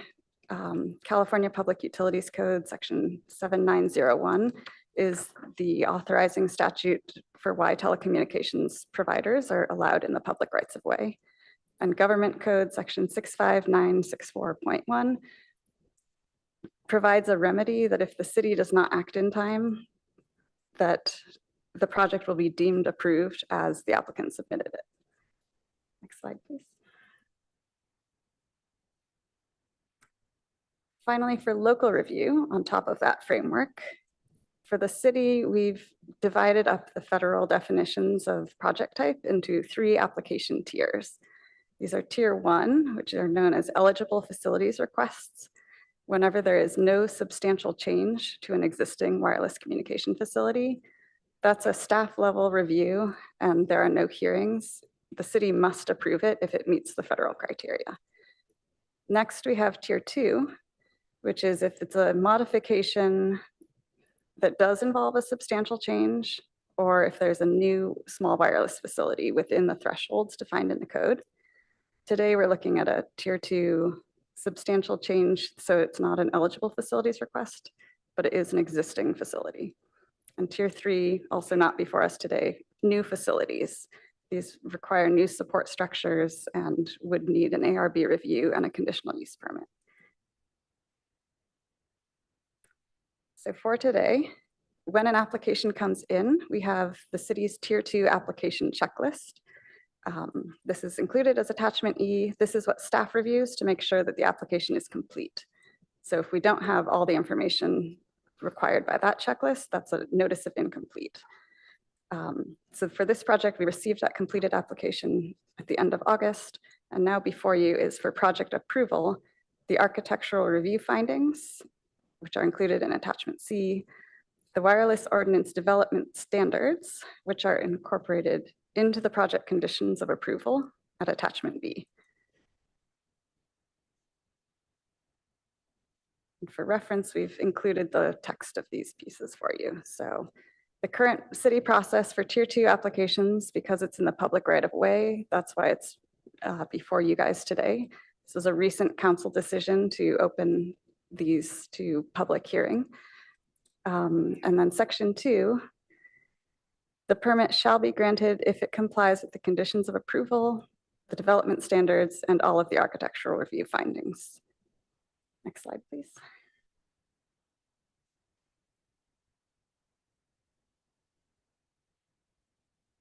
Okay, this is a straight from the code as opposed to the as applied architectural review findings. So the ones in the packet are staff's recommended findings for you. This is the code's language if you'd like to consider it directly. Next slide.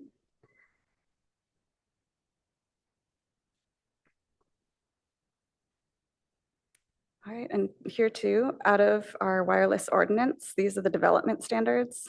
And we've put in bold the top 4 that would apply to a tier 2 streetlight pole. So the other 5 apply to different types of application that are not before you today. Next slide, please. All right, I'll hand it back to Nishita. Thank you. Moving on to the analysis section of this project, which includes a brief overview of the radio frequency emissions, also known as RF emissions, the noise impact, if any, and the ARB findings. As discussed by Eileen, under the FCC regulations, radio frequency emissions or RF emissions are an important aspect of determining the co-location or installation of new wireless projects. There are 2 tiers of exposure, occupational or controlled, and general population or uncontrolled. Occupational exposure limits are measured at the antenna level, specifically for personnel accessing this area or working around the antennas. And the general population exposure limits are for the general public, either walking around this pole or in anyone living in this vicinity. The proposed antennas are directional, so they decrease the area of potential RF exposure, except at the antenna level, which is proposed to be mounted at approximately 30 feet from ground level. And within 7 feet below and around 37 feet around the antennas, the predicted RF exposure will be medium to low per the FCC regulations. And as noted in the RF report, safety signage will be installed 6 feet under the antennas, so anyone who's approaching it, specifically personnel, will be informed. The 2 aerials shown here depict the predicted antenna and ground level exposure of the 2 antennas. On the left, we see the yellow and blue bubbles to show the medium exposure around the antennas measured as a percentage of the FCC emission thresholds. On the right, the ground level exposure is 0%, hence there's no bubbles. Another way to look at it is vertically, where you see the area of exposure around the antenna located approximately 30 feet above the ground.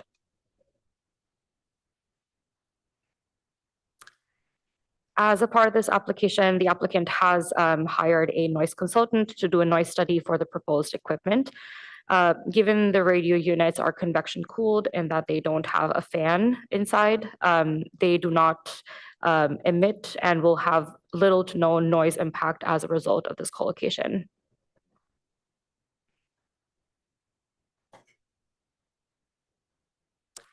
The Palo Alto Municipal Code provides development regulations for wireless projects, last stated by Eileen. The criteria is summarized as the following 5 items. To ensure that the wireless equipment utilizes the smallest footprint possible, minimizes the overall mass, size, and visibility of the equipment, and utilizes a camouflage design to the extent feasible that is architecturally compatible with the pole and its surroundings. Staff has determined that the proposed installation meets this criteria as stated in the ARB findings in attachment C.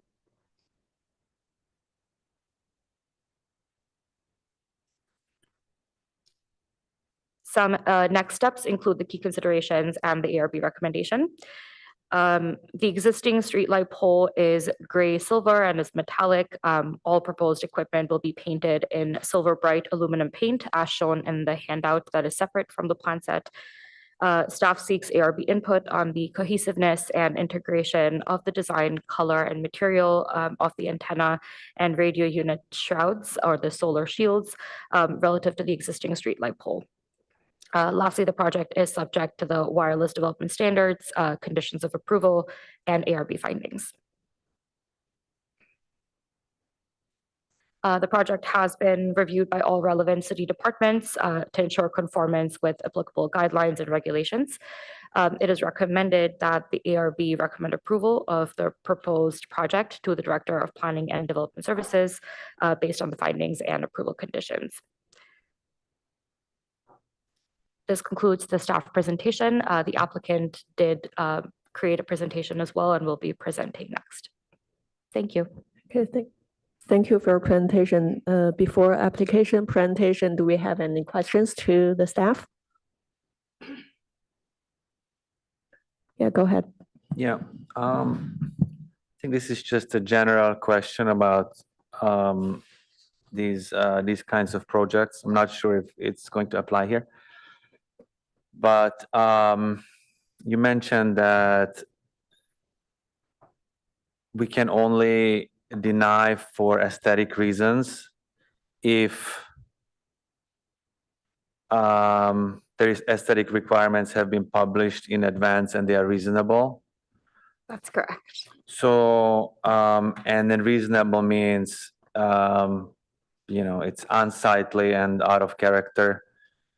So we have the objective standards. So is the objective standards what we published in advance, or because there are a lot of things that I think could be aesthetic requirements that are not in these objective standards. Like some of these poles have like palm branches and things like that. Like, would those kinds of things need to be published? Like I'm thinking I'm I'll not try to super take clear about your first question, which is what the objective standards are. Those had previously been published by council adoption in a resolution. We used those for review of these for about 5 years. And just in this past few months, council has repealed those. So they're still available to you as guidance if they help you interpret the other standards that are before you, but they are not the current published standards for the city. To add to that, however, we have the development standards up on the screen right now, that these are published. They don't have to be objective, right? These are more subjective, but comments about the appearance of the proposed elements can be reviewed under these types of things. And so, for example, some of the stuff that talks about shrouding or screening materials, the location, those sorts of things could lead to recommendations from ARB for modifications to what's proposed. So are these specific enough, like, shall be shrouded and screened? Like, that's kind of pretty general. Like, right. And so when this was something that was reviewed at a staff level, the objective standards were really important. But because of the recent changes to the law as it applies, there now is this opportunity for us to bring these to you for your recommendation. And there is more opportunity, is my understanding, to use these more subjective findings and standards as a basis for review. So it's correct. It's not as objective. It's not as clear as the previous standards we were using over the last 5 years or so. Thank you. Just one question here at this time. Is this a prototype pole for which will be used elsewhere in the city now? What's the plan for that? Yeah, typically, public right-of-way equipment is proposed on wooden streetlight poles, which is what you see most often, which does include other transmission equipment. So any addition to those poles doesn't increase the aesthetic impact. In this case, this being proposed on a metal streetlight pole, which is more unlikely, may not occur in other areas of the city, but what you might see on other projects in the future is wooden streetlight poles or wooden utility poles that have other equipment already. Yeah. Okay. Thanks. I have a question for the distance between WCF. So I want to understand how does this wireless tower work, and can one tower or LED pole be shared by different carriers? Yes and no, depending on the utility pole itself. We do see utility poles, the wood utility poles across the city that have carriers, multiple carriers in the same pole that connect to various utility boxes around. And on this particular project, though, the pole only has AT&T facility at this time. Okay, so since on packet page 97, it says a WCF shall not be placed less than 600 away from another WCF. So does it mean it exclude the possibilities with the other carriers, or if they want to share the same location with AT&T, then which means there will be more shrouds mounted on the light pole in the future? I just want to vision like what it might be happening in the future. That's good. Yeah, I think I can address. So that 600-foot distance between WCFs was a prior objective standard. Again, not part of your current review, but it is also possible under that former regulatory scheme that we had in the city for an applicant to request an exception. Okay, gotcha. So in cases that they wanted to share poles, they would have just asked for an exception to that distance standard. Understand. Thank you for the clarification. Any additional questions to the staff? No, so we will move on to the applicant presentation. So you will have 10 minutes, and please state and spell your name for the record. Okay, can you hear me? Yes. Perfect. My name is Justin Jarita, first name spelled Justin. My last name is spelled Giarrritta.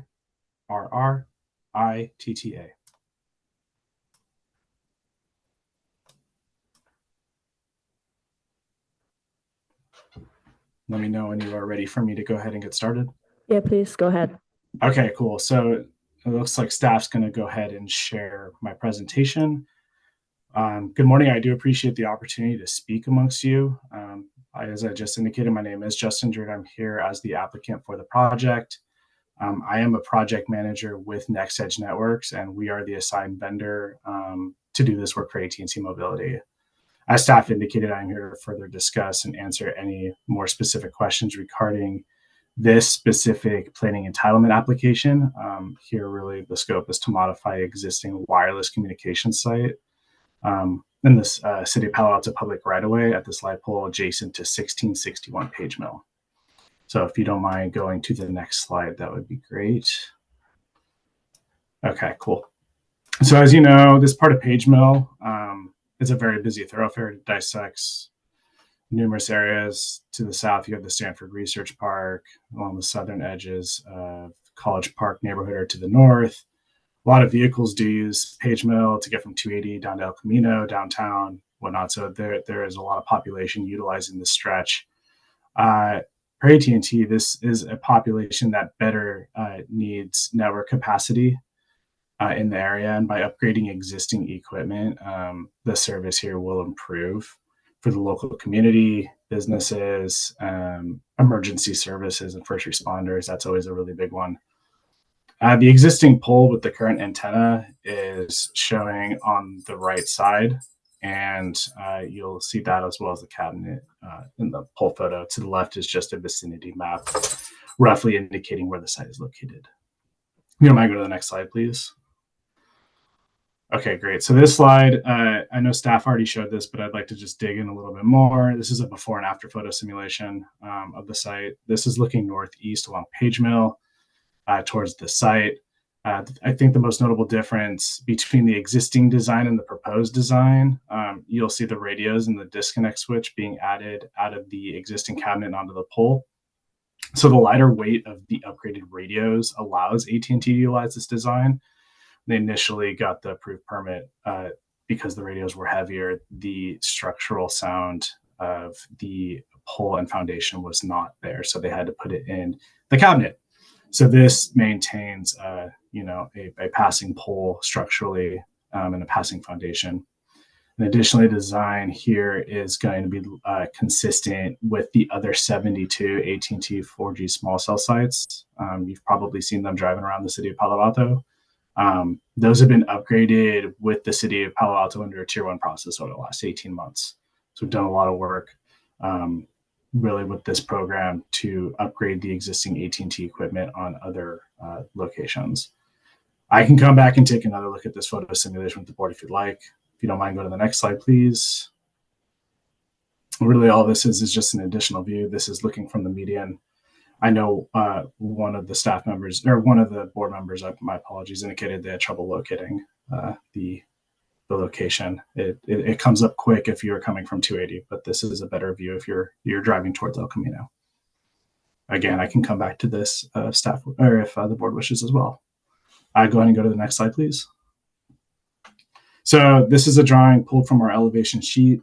Staff did go into this a little bit, and the board has been able to have access to our drawings. These are straight from the construction drawings. But essentially, we're proposing a 2-panel antenna. That's what's on top. We have 3 radio units that are going to be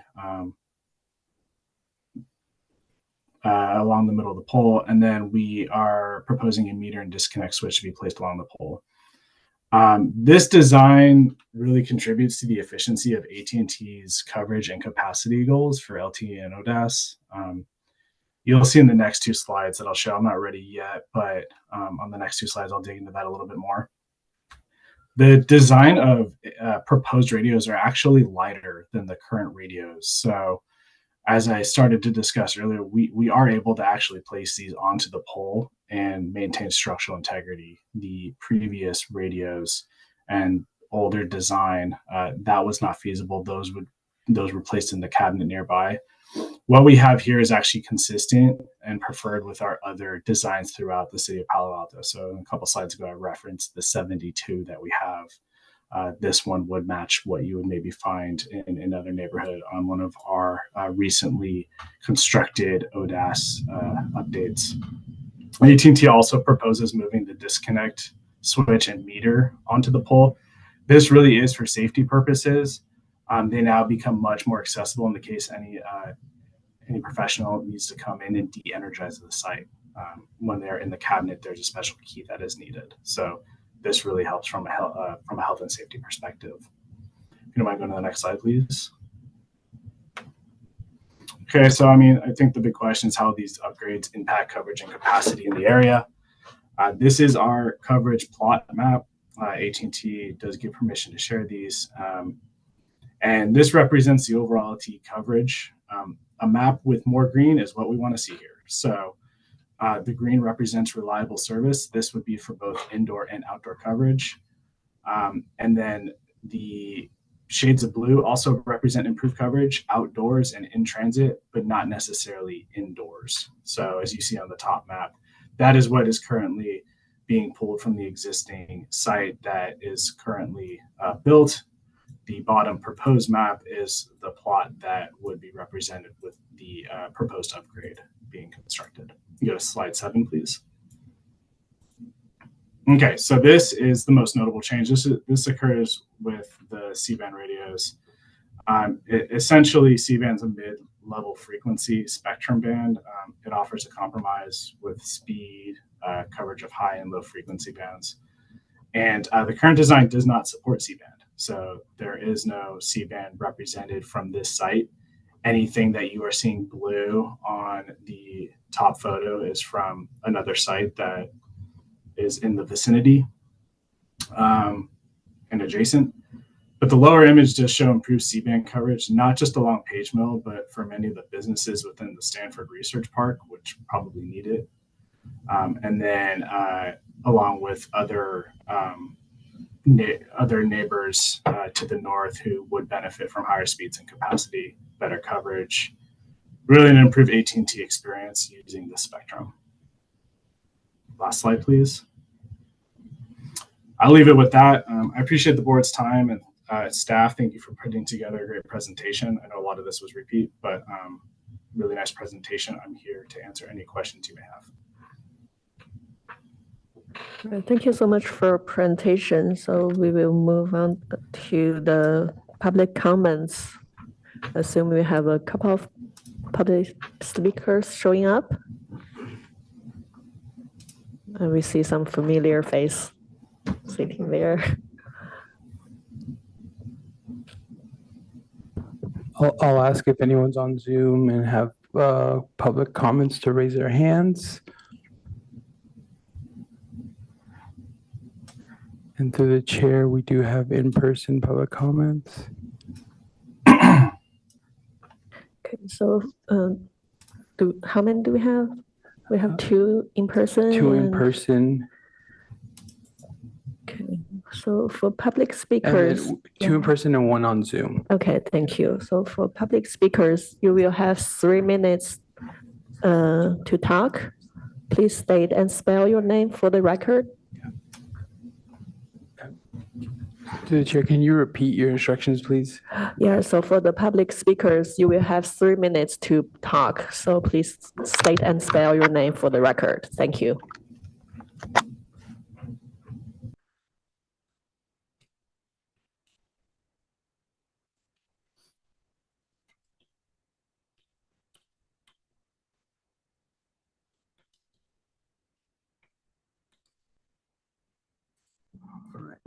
Our first speaker is Peter B. Friendly face. Hello, everyone. Thank you. Hi. Good morning. I'm Peter Balte, a local architect and former member of the Palo Alto ARB. I was on the ARB during 5 previous wireless communication facility project hearings over the past 7 years. During that period, the ARB was charged with applying 6 required ARB findings to the various wireless communication facility projects in Palo Alto. Our hearings were well attended, with thousands of pages of plans and reports, numerous staff presentations, and hours of public commentary. Working through the applications, we came to understand the following. The antennas for wireless communication facilities, when mounted high on a polar streetlight, and with simple design modifications, matching shapes and similar colors, for example, were not aesthetically objectionable. The necessary electronic equipment is often too large to be integrated with the antenna and needs to be reasonably close to the antenna, about 75 feet. The electronic equipment is bulky, unsightly, and can be noisy, especially when located within about 20 feet of the ground. Possible locations for the electronic equipment are mounted high on a utility pole when configured to be vertically linear, project no more than 12 inches, and be concealed by a shroud or other design element. B, in a vault below the ground. Or C, concealed in an attractive camouflaged box mounted container. For example, a false mailbox, a decoratively painted box, or a sidewalk bench. We did not feel qualified, nor was it within the ARB purview to make recommendations regarding the numerous health and safety concerns that have been raised. In 2019, the City Council enacted a set of objective standards to streamline entitlement of wireless communication facility projects. An ARB letter advising the City Council on these standards is attached. I've had that sent to you. Of relevance today is that the ARB found that, according from that letter, radio and power equipment either exposed or concealed by a shroud and mounted on the side of an existing streetlight or utility pole are not acceptable design solutions and prevent the ARB from making findings 2E and 3. Recently, the City Council repealed the wireless communication facility objective standards, requiring instead that most WCF projects can demonstrate compliance with the 6 mandatory ARB findings. While the repealed objective standards were largely in line with earlier ARB recommendations, the final ordinance included additional exceptions, which were themselves subjective and broadly worded, and were frequently used to defeat the intent of the standards. That's why this is before you today. While Palo Alto is hopeful that the ARB will take a lead role in crafting updated WCF standards, the project before you today must be evaluated by the 6 required ARB findings. I urge you to follow the lead of your predecessors and find that pole-mounted radio equipment is not compatible with ARB finding 2E. That says the project must enhance living conditions on the site and in adjacent residential areas. And ARB finding number 3, that the project be of high aesthetic quality that is compatible with and enhances the surrounding area. That's my statement. I'll stay for a few minutes if you have questions, since I was through most of this process with the City Council. I urge you to be focused. Staff concludes your time. Thank you. Staff is telling you that there's other standards involved. The City Council intentionally wants you to create new standards. Until then, all they said is apply the current ARB standards to this project. And they understand that it's challenging. They're less objective, but that's what they're asking us to do. And that's what you should be following. Thank you very much, Peter. Our next speaker is Jan F. I think you asked it. Yeah, my name is Jeannie Fleming, Jeanne Fleming. And I'm here on behalf of United Neighbors. We're asking you to do two things this morning. First, there's a lot missing from the AT&T application.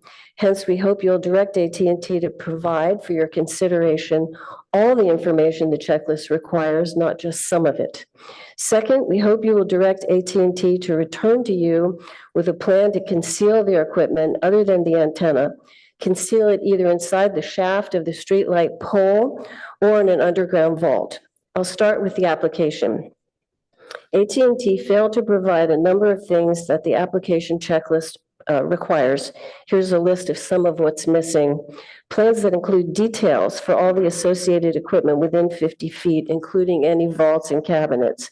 Manufacturing specs for all equipment, not just the noise-related pages of those specs.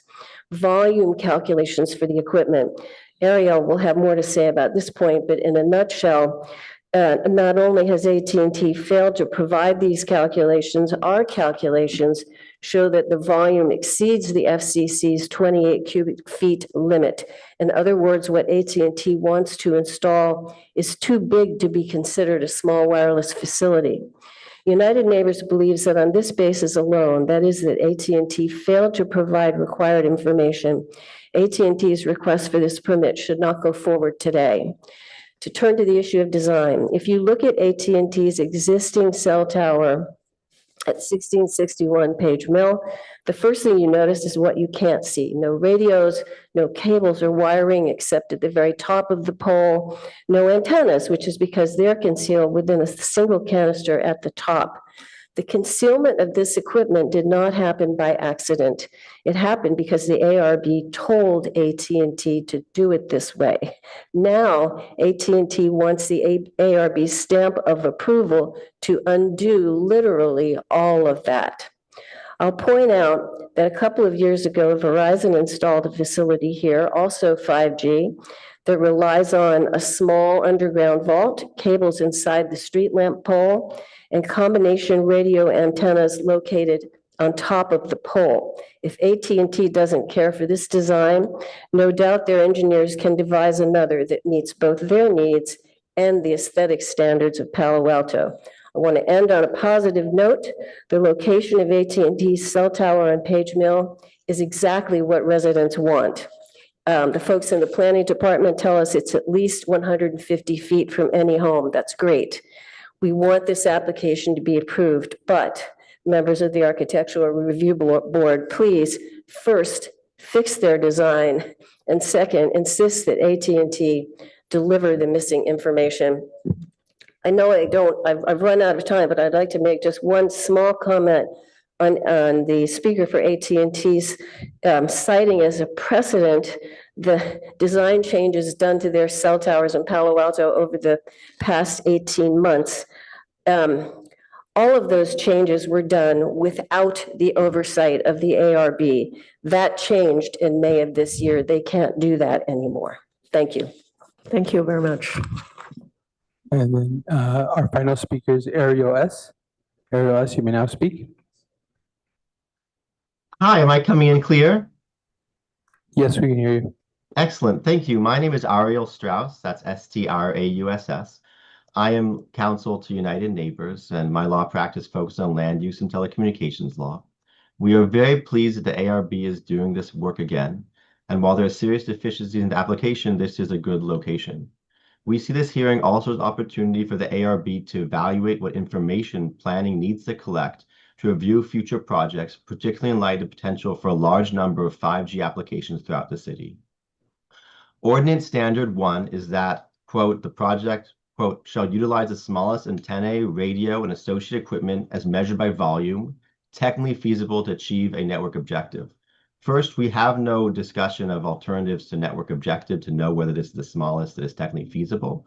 But visually, most importantly, currently there are no pole-mounted radios, but the proposed facility will have 3 visible radios on the side of the base station pole, rather than existing remote radio hidden in the cabinet, which is going to remain at the same large size as present. So those new radios must similarly be remote to be hidden in that cabinet. The fact that AT&T is putting radios on poles elsewhere does not mean this is acceptable, and the city has very little control over Tier 1 applications. This is a Tier 2 application where you have a choice.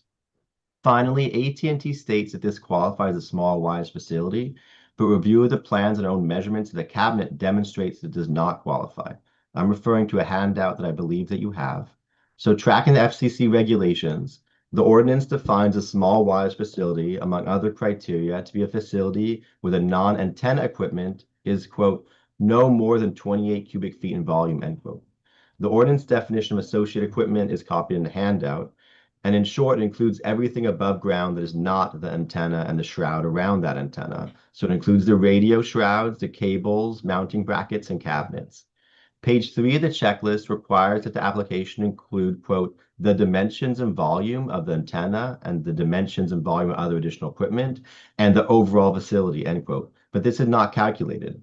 The application does not describe the dimensions of the AT&T above ground cabinet that the plan states is to remain or the cables and brackets. With our measurements of the cabinet pad and dimension provided on the application sheet D1, we generate a table in the handout, which shows the equipment exceeds 28 feet. In fact, is over 31 cubic feet. So contrary to assertions on AT&T's first page of the Truth Certified Checklist, the project does not qualify as a small wireless facility. Obviously, that makes the application deficient.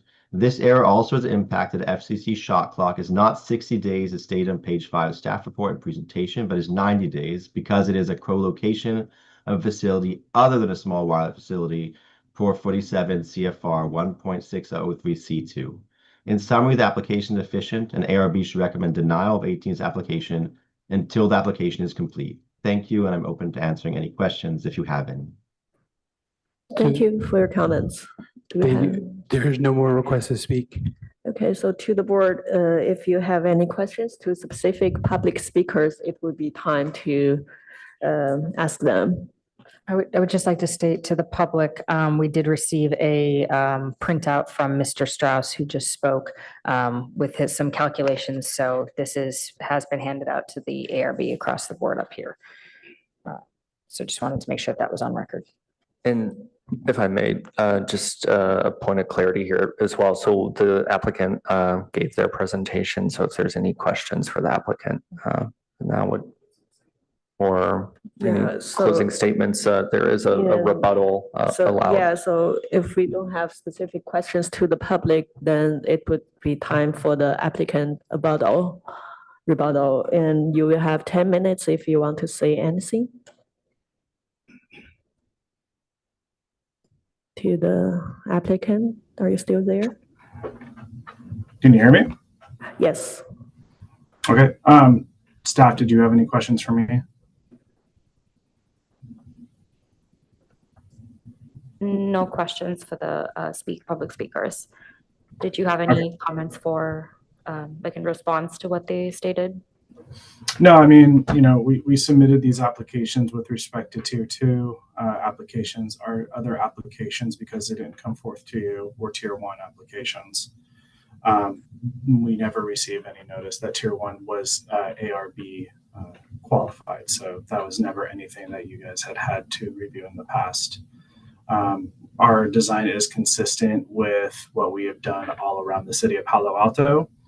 One of the reasons we did look into putting everything radio-wise into the cabinet, these radios are too bulky. So this is the most feasible design in the sense you would have to break up the number of radios if you wanted to put any into that cabinet.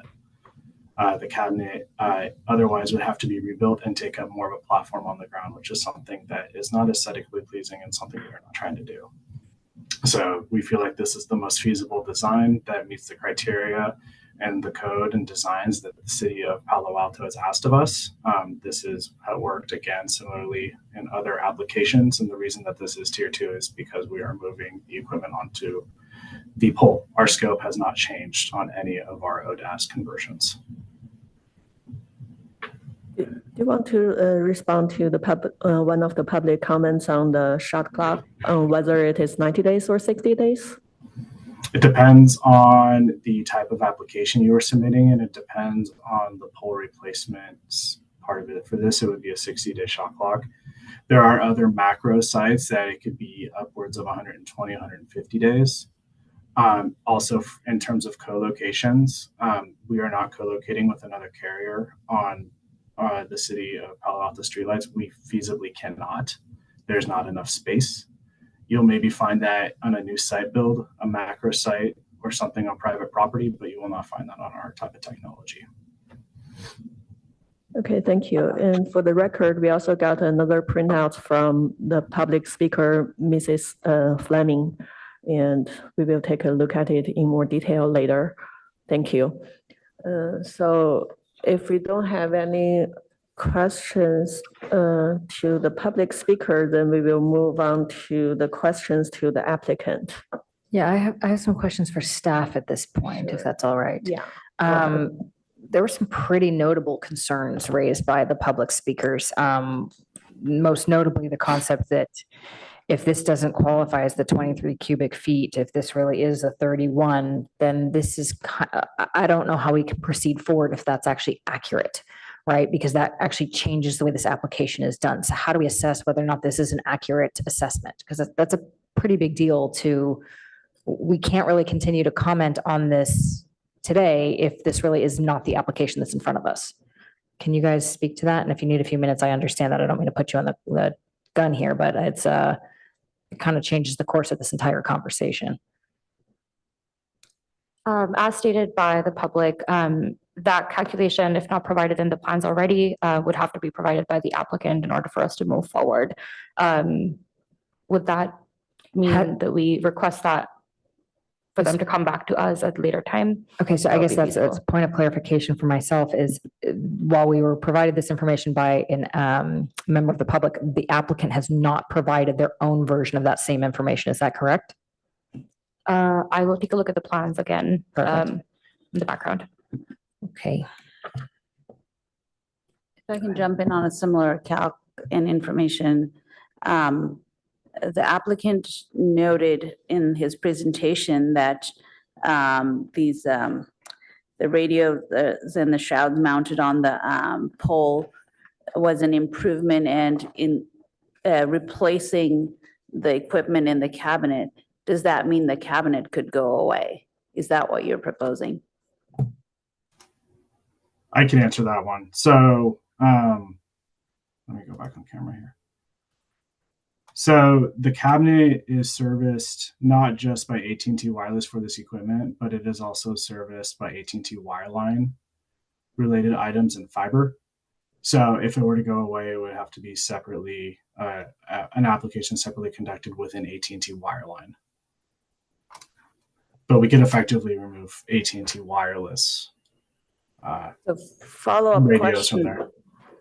I'm sorry to interrupt. So follow-up question on that is that you presented it as it's an improvement to put it on the pole, but if it's a duplication, why are we, allocating space in the cabinet plus space on the pole for this in your design? Do you mind repeating that? In your presentation, I understood it as the radio equipment mounted on the pole, not the antenna on top of the radio equipment, is an improvement to having it in the cabinet. But it sounds like there's already space being used in the cabinet for this.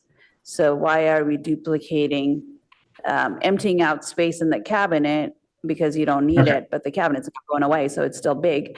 But then you're also adding it to the pole. So isn't that increasing footprint for no apparent reason? I see what you're asking. So these radios, we have 3 radios that we are proposing. The 3 radios will not all fit in that cabinet. So if you wanted to shroud all of the radios into the cabinet, we would have to build a bigger cabinet on the ground. So the best option is to put all of these together on the pole rather than splitting them up. Sorry, can I just ask a question? Did you say you would need to build a bigger cabinet on the ground? If you wanted to fit all of these radios into a cabinet on the ground, we would have to build a bigger one to hold all of the radios. Yes. Sounds like a good plan. Okay. Is it a possibility to build it underground? Same question. We have never done that, no. We need to be able to have easy access to everything in the cabinet, and underground does not allow us to do that.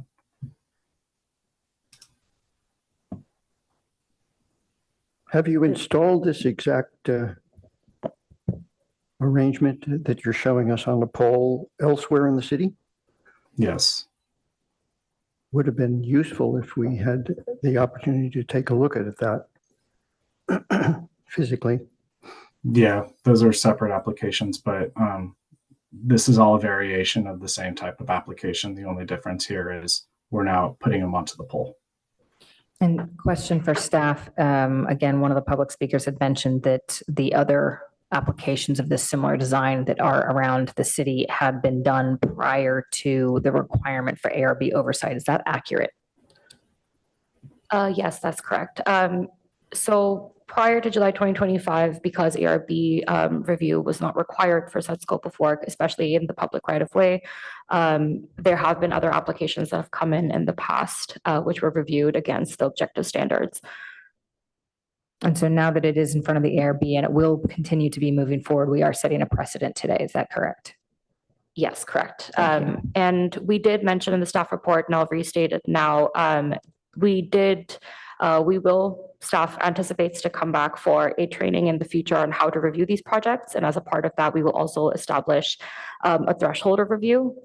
We're at this moment using the objective standards as guidelines, something to guide the review of this project. But in the future, we will come back with a more thorough overview of how to proceed with such applications.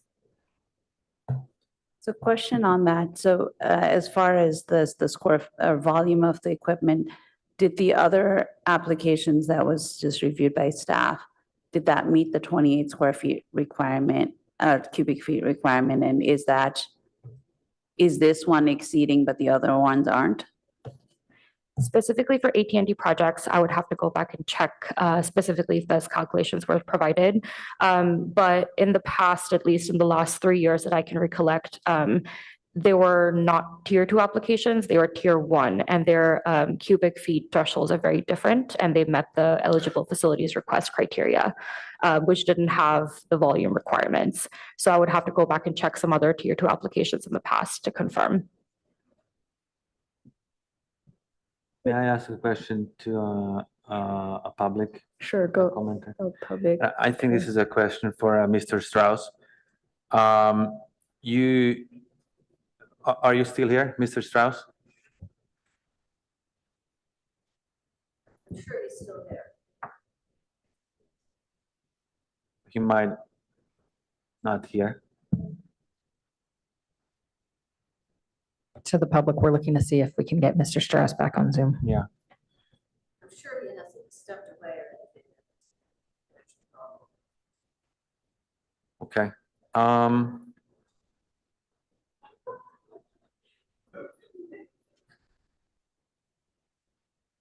Or you have other questions?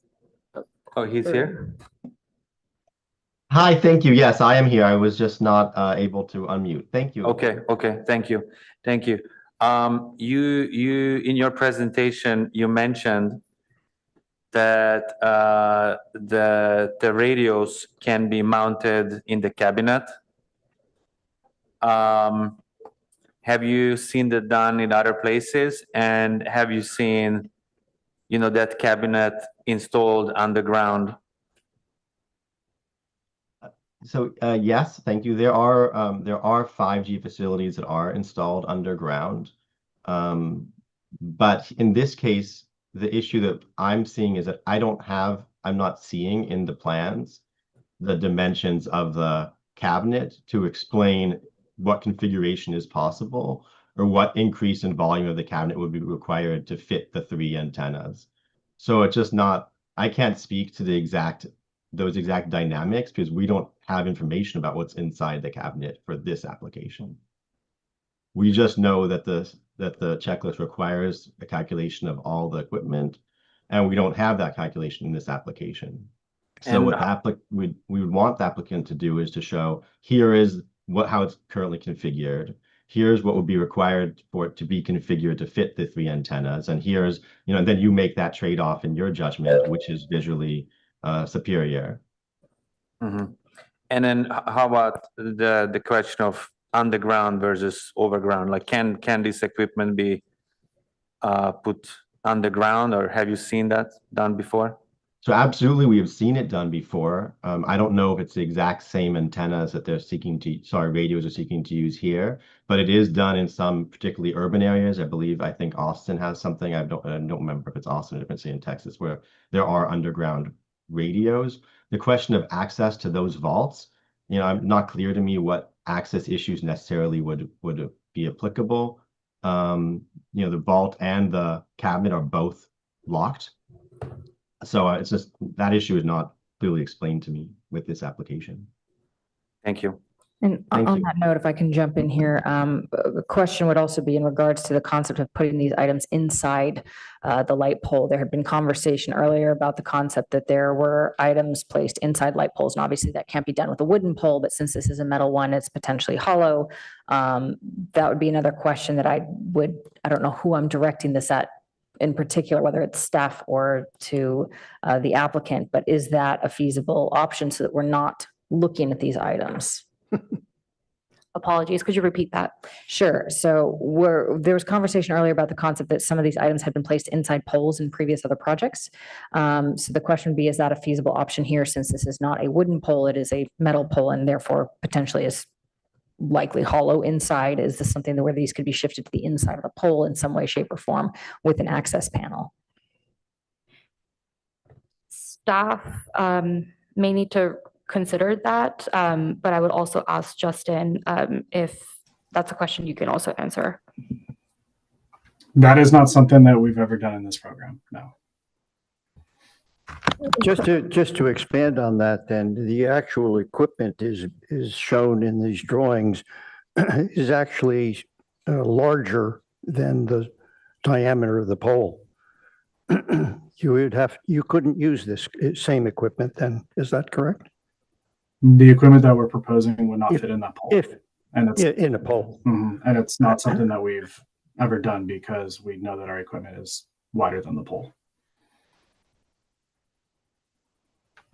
And to the applicant, so for the mounting height of this solar shield, is it pretty much fixed or it could be at a higher position? Are you talking about the top of the antenna? No, I mean anywhere on the pole. Yeah, Are you talking pole, about the radios? the radius? Yes. Oh, the radios. Okay, yeah. So they're the solar. I see what you guys call it. Then. Okay. So it depends. There are clearances that Geo95. There are Geo95 clearances that we need to meet. However, there is always opportunity to go back and look at radio heights if that is something that you feel would change the aesthetics. It can be done for aesthetics, in other words. Yeah, I mean, there would be the same radios and it would look the same, maybe just a little higher. But I mean, it would serve the exact same purpose.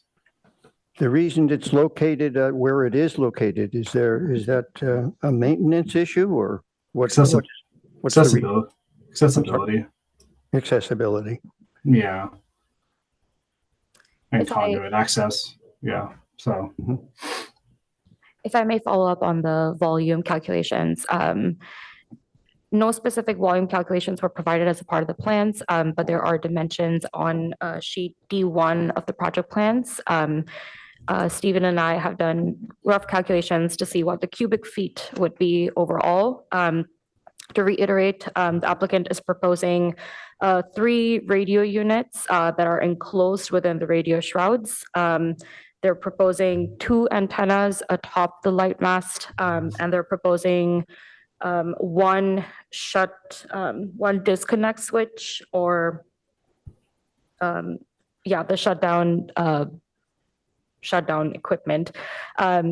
The calculations for those were roughly 10.76 cubic feet. At this time, the cabinet that they're referencing in one of their handouts that the public had passed are not included within the scope of work. So the overall change is the 10.76 cubic feet, approximately.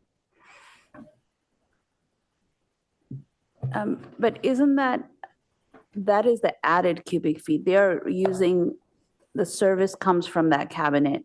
There are radios in the cabinet that they are replacing or removing or abandoning, I don't know, to use these radios instead. So shouldn't that be included in the project because it is coming through that cabinet?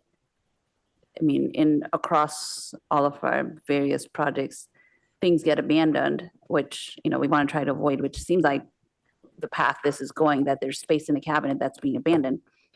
It's not the prettiest cabinet sitting on the ground, which will have capacity, maybe not for all three of these antenna, the radios, but some of it. So it seems like the calculation should include that cabinet, which is shared with other AT&T equipment, sounds like, but I don't think it's correct to exclude that cabinet because it is part of the service that is being modified.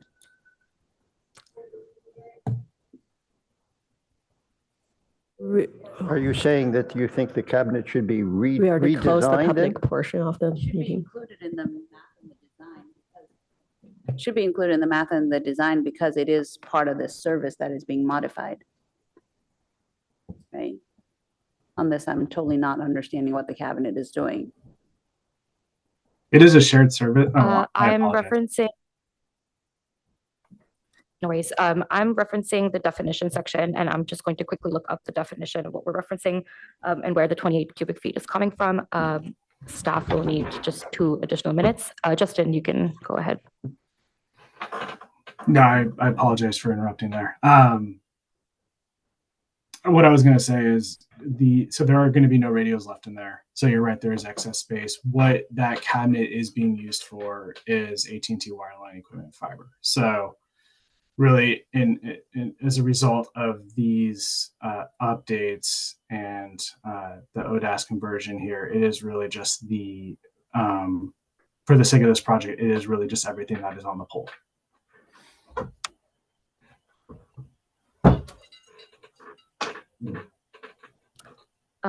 Confirming the definition that's in the code under small wireless facilities.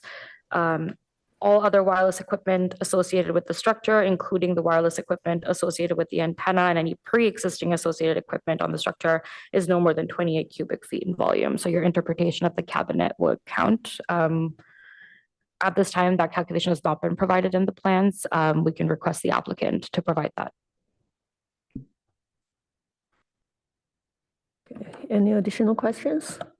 Or we I will have a just move question on? for for staff. Because this pole in particular is a standard light pole, but if you go up and down Page Mill, there are larger poles like the ones that hold the street lights, the traffic lights. Is this at all a consideration for the city? Because I know it is city property that they are basically attaching to. That is it at all an option to have larger poles for these locations that would have wireless devices as a way to conceal? Because if you're driving up and down the street, if you look for it, you notice the larger poles versus the thinner poles, but you definitely notice devices that are hanging on the poles. So I'm just curious if that is at all a consideration in a more global level in the city.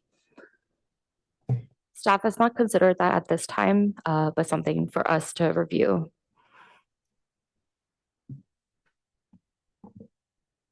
If Would we be, I mean, to respond to that, would we be considering a significant pole then for each of these locations where you're putting equipment inside? And then how do you get at it if you need to repair it, for example? I'm trying to figure out what the options are because they're in other variety of other projects.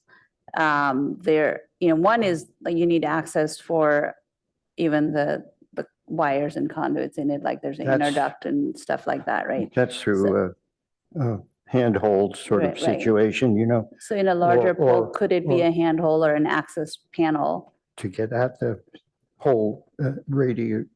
I'm just curious radio? what the options are. I mean, the applicant and AT&T is a very large company with, I'm sure, a very large selection of options other than what we're looking at. And I want to understand, because as Kendra was saying, this is a precedent-setting project for future similar conditions. So I want to understand, have the city and the applicant look at a larger breadth of options to see what's the best thing to move forward, not just for this one project, but for future.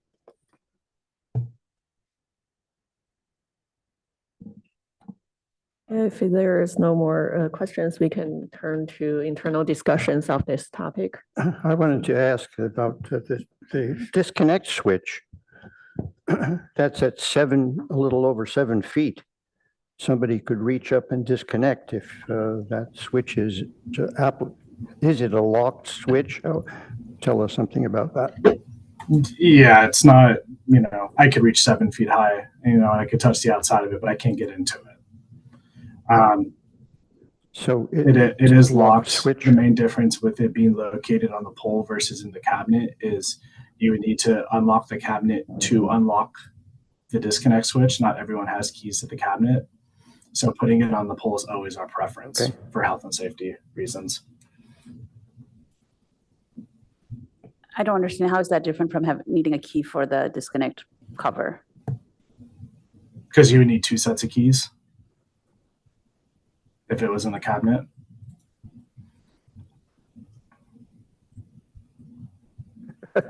I hear a lot of tail wagging the dog situation here, but it seems like a very low or minimal reason to add one more thing on the pole, but we'll get to comments later. Thank you.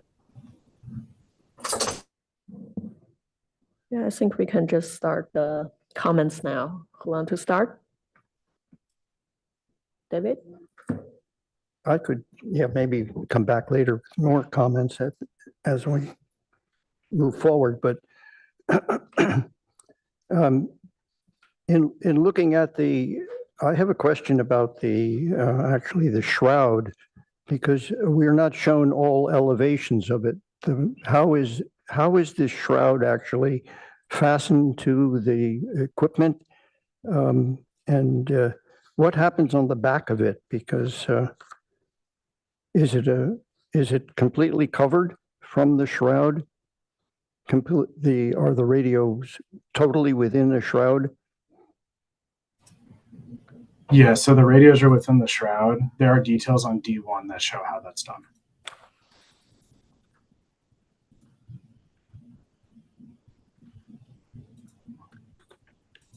It shows the RRU, the PSU, and how it's located within the shroud. It's detail 8.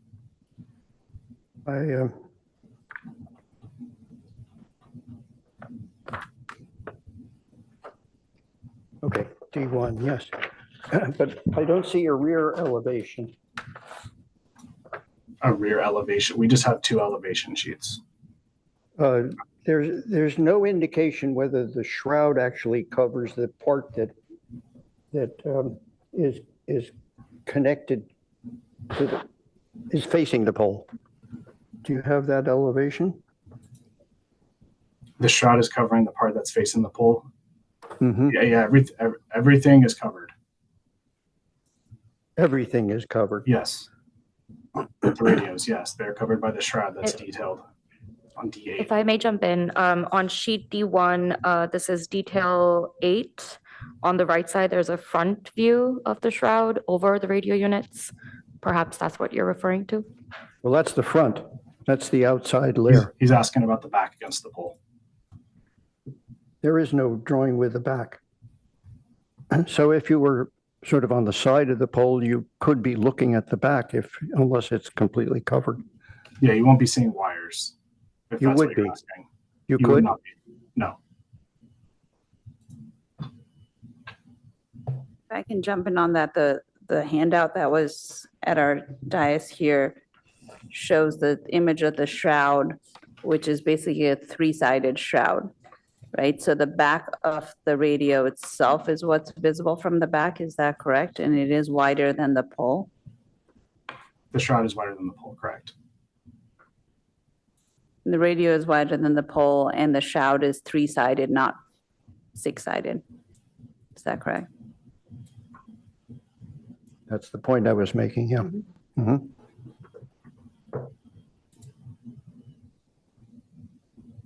And when you could answer that, but then another question is, you located these one by one up the pole on one side.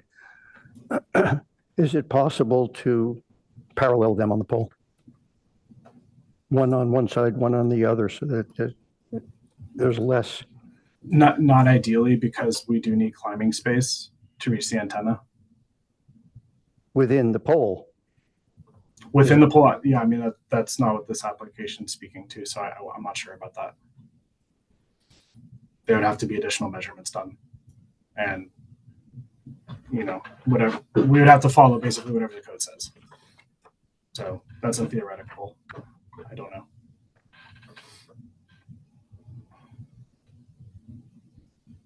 Through the chair, are we in internal discussion or are we still having comments to the applicant? Well, if we don't have any additional questions or David. Well, yes, I did have those questions, so. No, I appreciate it. Just wanted to double check where we're at because I thought we had turned it internal, but we've still clearly got some more questions. So I want to make sure all questions get answered. Okay.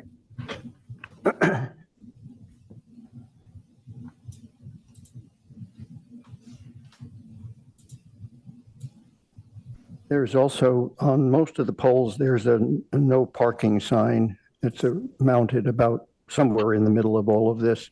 Where are they relocated then? To other poles or eliminated from this pole? No parking signs? Yes.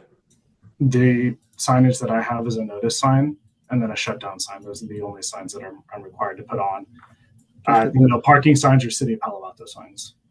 Yeah, but they'll appear on here somewhere if they're, unless you're asking for them to be eliminated on this pole. No, the no parking sign's up to you guys. That's a City of Palo Alto item. We have no authority. We have no authority over putting a no parking sign on your pole.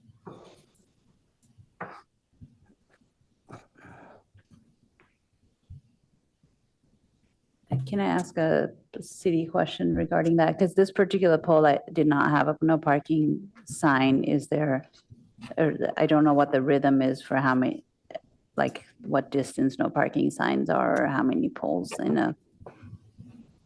on the street might have it.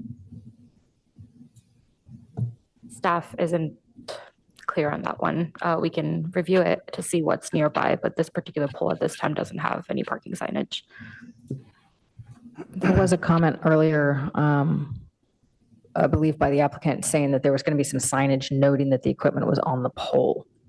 Where is that signage going to be? How large is it going to be? And what will it say? So there are two signs. There's a notice sign, a shutdown sign. Those details are D11 and D12 on the D1 sheet. So it tells you exactly what those are going to be. And then where the signs are going to be located are, you could look on A3. The warning signs upwards towards the antenna, and then the shutdown sign is right by the disconnect switch.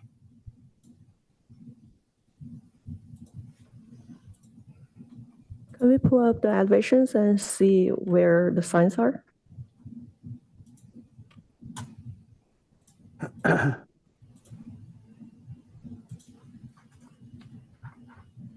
So understood. On our booklets, D1, the notice signage is number 12.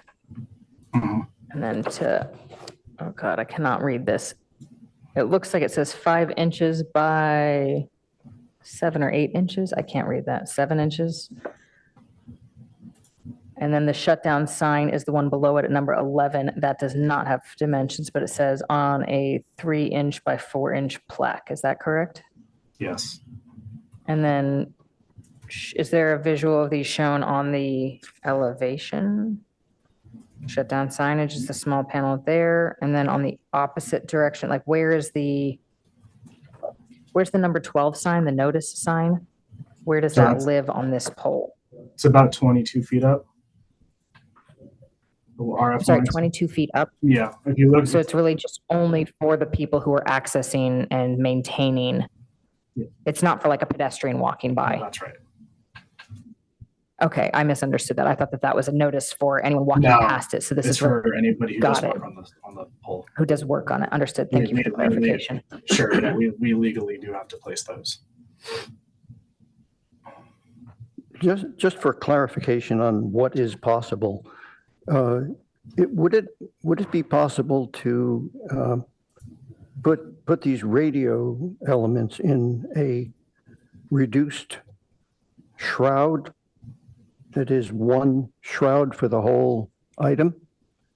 3 of them?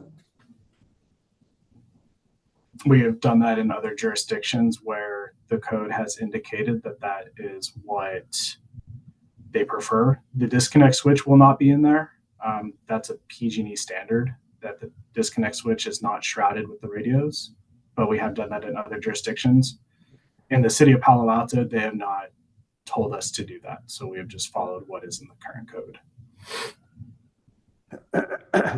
To staff, this is really an AT&T application for this pole. What happens if somebody else, some other carrier comes in and they want to do the same thing? Will they just put theirs on the other side of the same pole, or will they be like on the next pole over? Like, how does this work if there's multiple carriers looking to do this? Is this pole going to be infested with these little things sticking off of it all over the place, or how does this work if there's something else that needs to be done here? On utility poles, we do see multiple carriers, and that's exactly what happens, where they have units placed on different areas of the pole and mounted at different heights. But for this one, at this time, we don't have any applications for this specific pole, so can't speak to that. Sure, and appreciate that, understood that. But so for hypothetically speaking, if this is what AT&T is allowed to do, and then, I don't know, T-Mobile or Sprint or somebody else comes in and they say, well, we want to do the same thing on the other side of the pole. We'll have 6 of these things now, these little wings sticking off. And then if somebody else comes in, we're going to have more. If I will if I may. jump in and say that at that case, we would look at that application with the existing context. So at this time, we're reviewing it. There aren't any other antennas currently proposed. Just because it's being allowed here doesn't mean we necessarily have to allow a second one to locate on the same pole. Sure. We would be reviewing for the appearance, and it would compound. Yeah, to staff, I guess part of my concern here is that since we are setting a precedent, right, we are setting how these are going to look all up and down this street. And if it happens to be that, you know, on this pole, we've only got AT&T, but the next pole down has the same thing and the next pole down has the same thing, right? That sort of becomes the thing, is that once we allow it for one, we're allowing it for everybody. Well, I would add to that also that, as previously stated, we are intending to come back to discuss the review of these types of applications going forward, that is something that council specifically asked for the ARB to discuss, consider, and make a recommendation on as to how they should be reviewed. So there is an opportunity in the relatively near future for you to have discussions and therefore provide specific direction guidance that might be different from what is determined on this particular application based on the regulations and guidance that are in place at this time. If I may jump in addition to the aesthetics of the pole in the future with additional equipment being proposed, if any, the utilities department will also have a structural calculations that they will review to ensure that this pole can actually support that new equipment. So if in the future, if new equipment comes in and it doesn't support that, then they would have to install a new pole based on city guidelines and FCC regulations. But our considerations might be aesthetic. We wouldn't want to have 2 different suppliers on a pole, or even 3 or 4, you know, then you have an ugly situation. So follow-up question to the staff on what the applicant said about, that at other jurisdictions, they had used a shroud that was, more contiguous of the 3. Was that presented to you that was not rejected for any reason? Like, why is this the proposal here if other they've done a more consolidated installation elsewhere? That was not proposed to staff at this time. We can request the applicant to provide a detail of what that would look like. But I will let also Justin speak to that. Yeah, I mean, we go based on what is in the municipal code. So this jurisdiction, and it's happened in various, this jurisdiction in terms of preference in their municipal code indicated that everything must be concealed and shrouded feasibly as a part of the application package. City of Palo Alto does not have that. So the way that we have designed our pool is in compliance with what is in your code. And again, what has been proposed and constructed all throughout your city. So that's why this is the application design that you guys have in front of you today. Yeah, I have a question to the applicant. So as the public speaker mentioned, there are different ways to hide it, to make it non-visible, like either underground or above, or bundle it on top. So your answer is you never do it. So my question is it technically visible, or is just you don't have the chance to explore it, the alternative yet? We go based on what's in your code. That's an expensive option. It is not the most feasible in terms of access, so we don't do it. Now, if we were to read a municipal code and in terms of preference, number one preference is underground everything, well, absolutely, like that's something that we would have to comply with. But because that's not explicitly written in your code, that's not necessarily the first outlet that we are going to take. There's a lot of feasible opportunities in telecommunications. However, it is really just a matter of what the preference is of the city of Palo Alto. And like I said, we've done several of these and we've followed that preference list to this point. Okay, thank you. Welcome. If I may, just a time check here as we're getting closer to noon, and then also maybe providing perhaps maybe a little context or guidance, if you will. I think perhaps we could ask for, maybe a recommendation today with either the understanding that this is a tier 2 application. It does sound like based on some of the, discussion here at the board that there's some information from the applicant that's needed, particularly about some of the cubic, the volumes and that interpretation.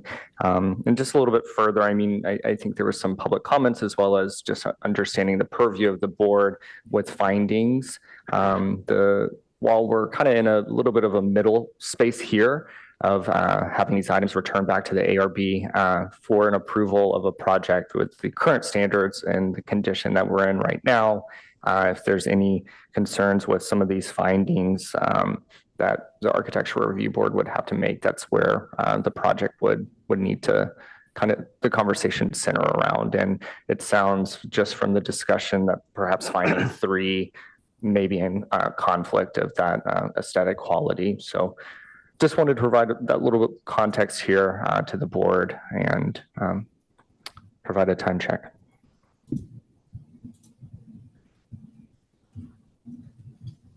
So seems like we are good with the questions. Do we want to have further discussions, or we want to make a motion for now?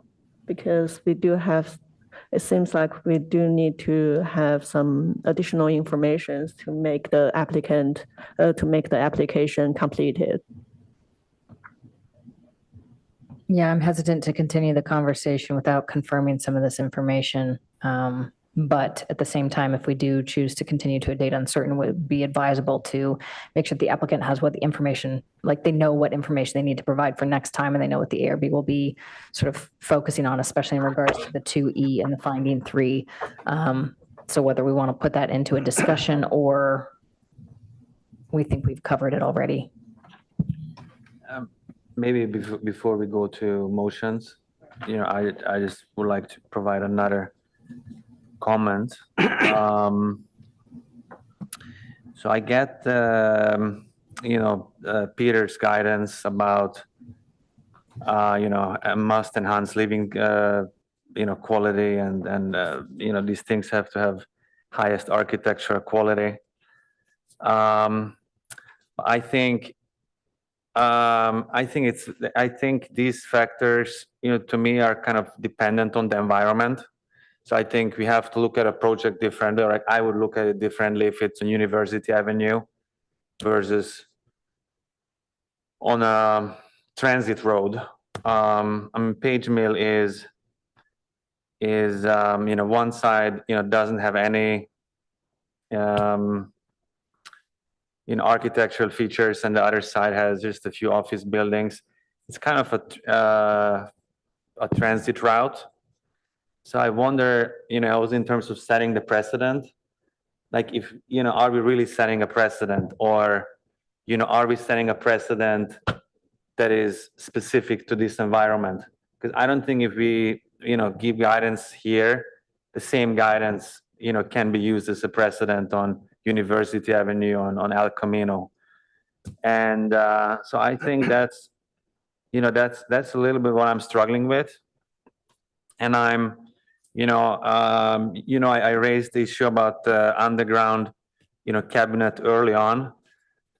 But then I was thinking, Palo Alto Utilities also has a lot of, above ground electric, cabinets, even one down the road, on the corner of Hudson, and we just reviewed that project. And so I think, I also want to be fair to everybody, and, we are requiring AT&T to do something, and we are not requiring Palo Alto Utilities to do something. Like, I think we have to kind of decide, for ourselves, kind of what is the overall approach.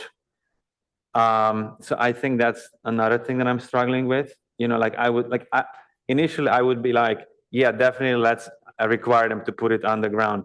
But then what's the next step? Like, are we going to Palo Alto Utilities and ask them to do the same?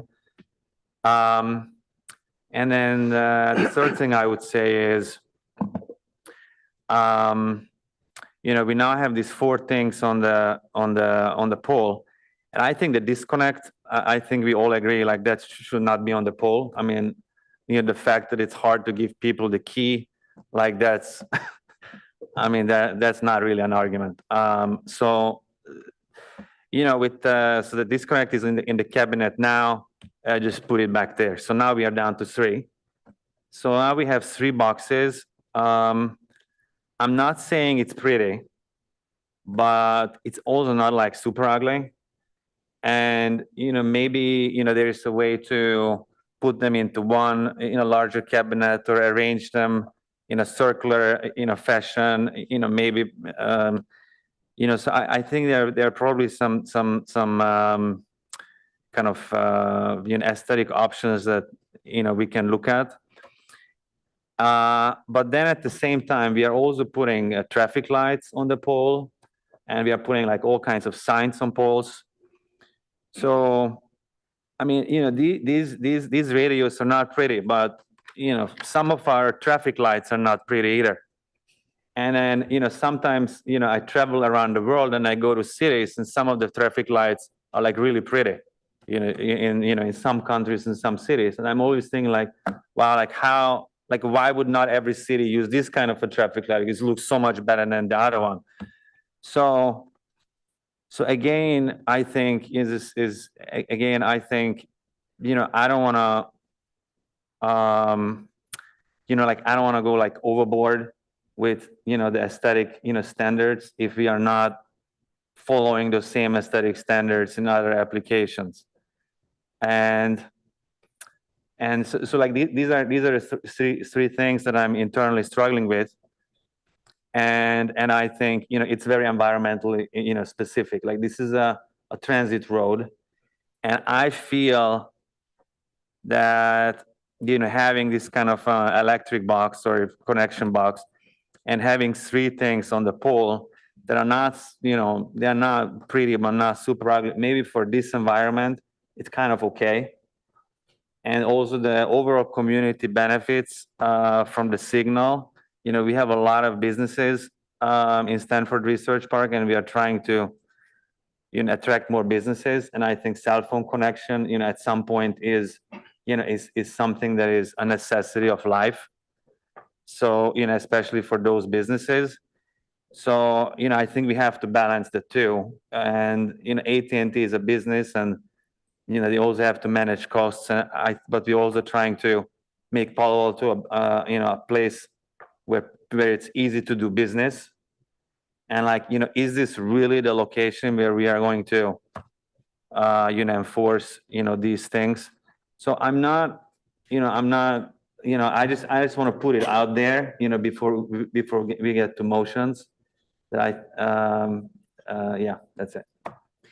If I can jump in, I respectfully disagree. While this is not the prime, center of town location, it is a precedent setting. And we also want to be even-handed about all locations in Palo Alto, and maybe some areas are more sensitive than others. However, and also, this is not the only way to do this. As the applicant said, there are other more concealed, co-located radios possible. And the applicant also said that our city code is not requiring them to do better, and therefore they're not doing it, which I totally disagree. Per the ARB findings, and this is under our purview, we are asking for design to be of high aesthetic quality, and I don't think they've presented the highest aesthetic quality that they could here. It's, this will pass the checkbox, and therefore they are presenting it as such. And as the applicant also said, they've done this in other parts of the city. And when another location in other part of the city will come and we approve this as presented, they will point to this as, we've done this at other parts of the city, and therefore the 3 boxes should be allowed. So I think we need to be mindful of not just this location, but what does this application mean for other applications in the future? Whether it's, in some location on El Camino or on University Avenue or, next to a historic site, whatever it might be. But I don't think as submitted is the best they can do. And I think we have more of a responsibility to the city to hold them to the feet to the fire a little bit more than rubber stamping this.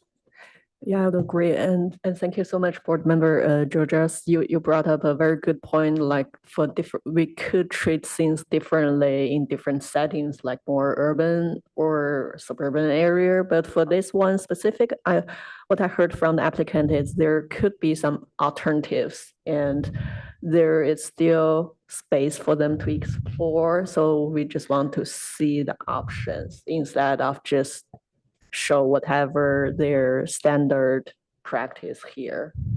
Because for the other ones that they mentioned, for the other that they did for the last few years, I think it's going through a different route. It doesn't come in front of the ARB. And so the standards are kind of different. And when they're in front of us, it's more like subjective instead of objective. And if I may, through the chair, to just provide a little bit of clarification on the statement of this being precedent setting. Each of these projects will be reviewed based on its specific context. So as you have seen and has been noted, it is common that an applicant will say, well, we've done this in other locations, so you should allow us to do it here. But that is not going to be controlling in terms of your determination on each project. I think staff works to look at previous projects to inform the guidance that we provide on future applications. And so it does influence, but you aren't setting new rules by making a decision on this project, because this project is being reviewed based on its particular location. If that is helpful. Also, just to reiterate the time check, we are now at noon.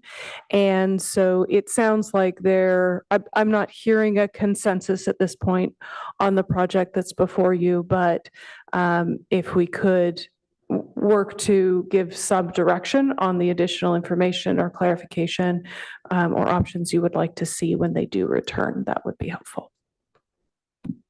If I could make one final set of comments here, I would have to reiterate what Board Member Adcock was stating. This does feel very much like pun not necessarily intended, but it does feel like this was kind of phoned in.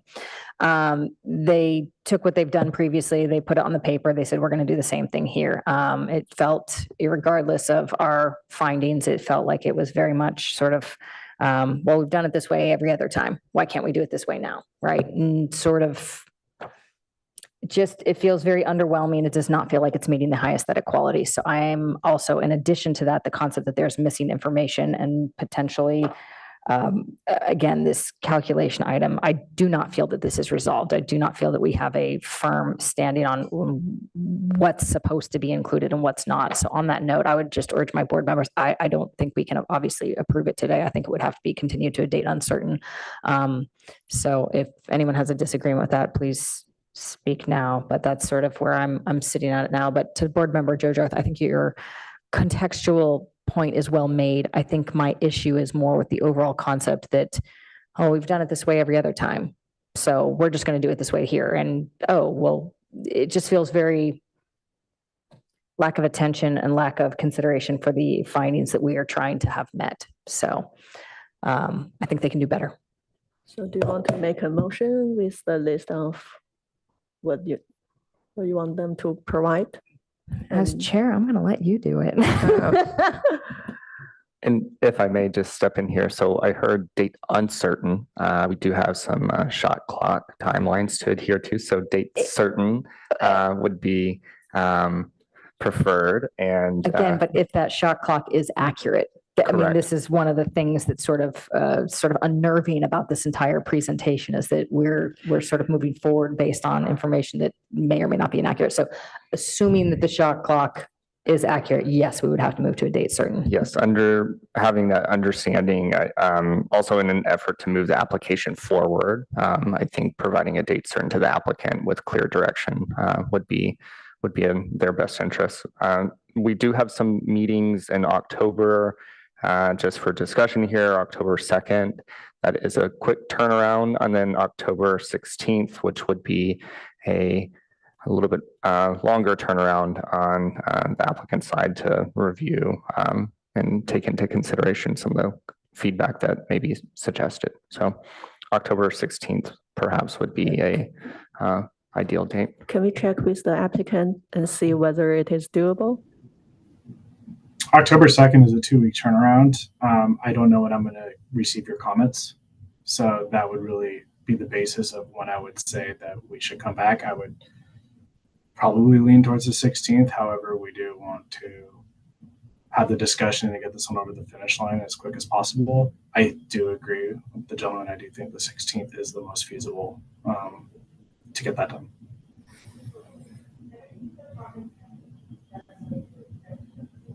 And to staff, does the 16th work in terms of timing to make sure that this could be fit in? Yes. Yes.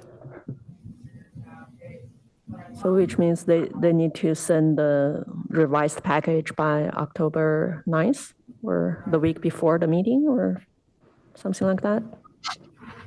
Yes, staff will coordinate with the applicant on exact submittal dates in order to make it ready for the agenda and packet posting. Okay, so is there any other additional thoughts on that or?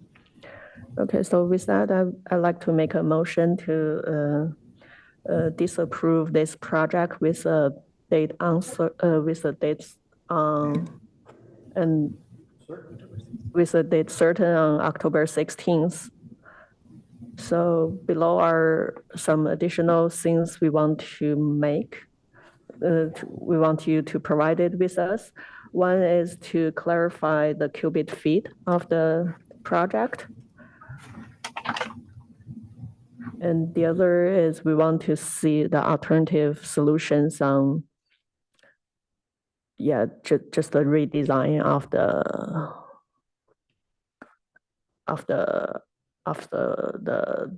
facility. Do you want to give specific guidance around? I think we feel very confident about the disconnect. Right. And then I think the second point would be around the 3 radios, whether to put them into the cabinet, or do we want to give guidance or just leave it to them how to redesign? I think we can leave it open and let them to explore like whether it could be underground or could be bundled together or, yeah. Yeah, through the chair, I think in typically when projects come before us, they don't come with options for us to choose from. So I think that's a working out with staff. So I would put the guidance as the radios to be as co-located as feasible with current technology available, which sounds like it could be. Yeah, that sounds good. And also, is there any other things we want to clarify? Will I be receiving documentation from staff on what your requests are? I mean, I'm writing them down, but I want to make sure that Yes, I'm able to Justin. properly respond. Yeah. Okay. Yes, I will send you an email. Okay, I think those are the two points that we want to list it here. Yeah. I will look into the disconnect switch for you. However, that I do need to confirm that that is feasible with PG&E so long as I do it the radios on the pole, and that's something I can come back to you guys with. I hear your comments on it. I need to make sure that that's something they can do because I do know AT&T is trying to move away from a cabinet. So we could discuss that a bit more next time. I'll have more information then. Okay, thank you very much. All right, so do I have a second? I'll second. Okay, can we have a vote, please? Yes. Board Member Jojar, Yes. Board Member Hirsch, Yes. Board Member Rosenberg, Yes. Vice Chair Adcock, Yes. Chair Chen. Yes. Motion carries 5-0. Okay, so with that, let's see what else.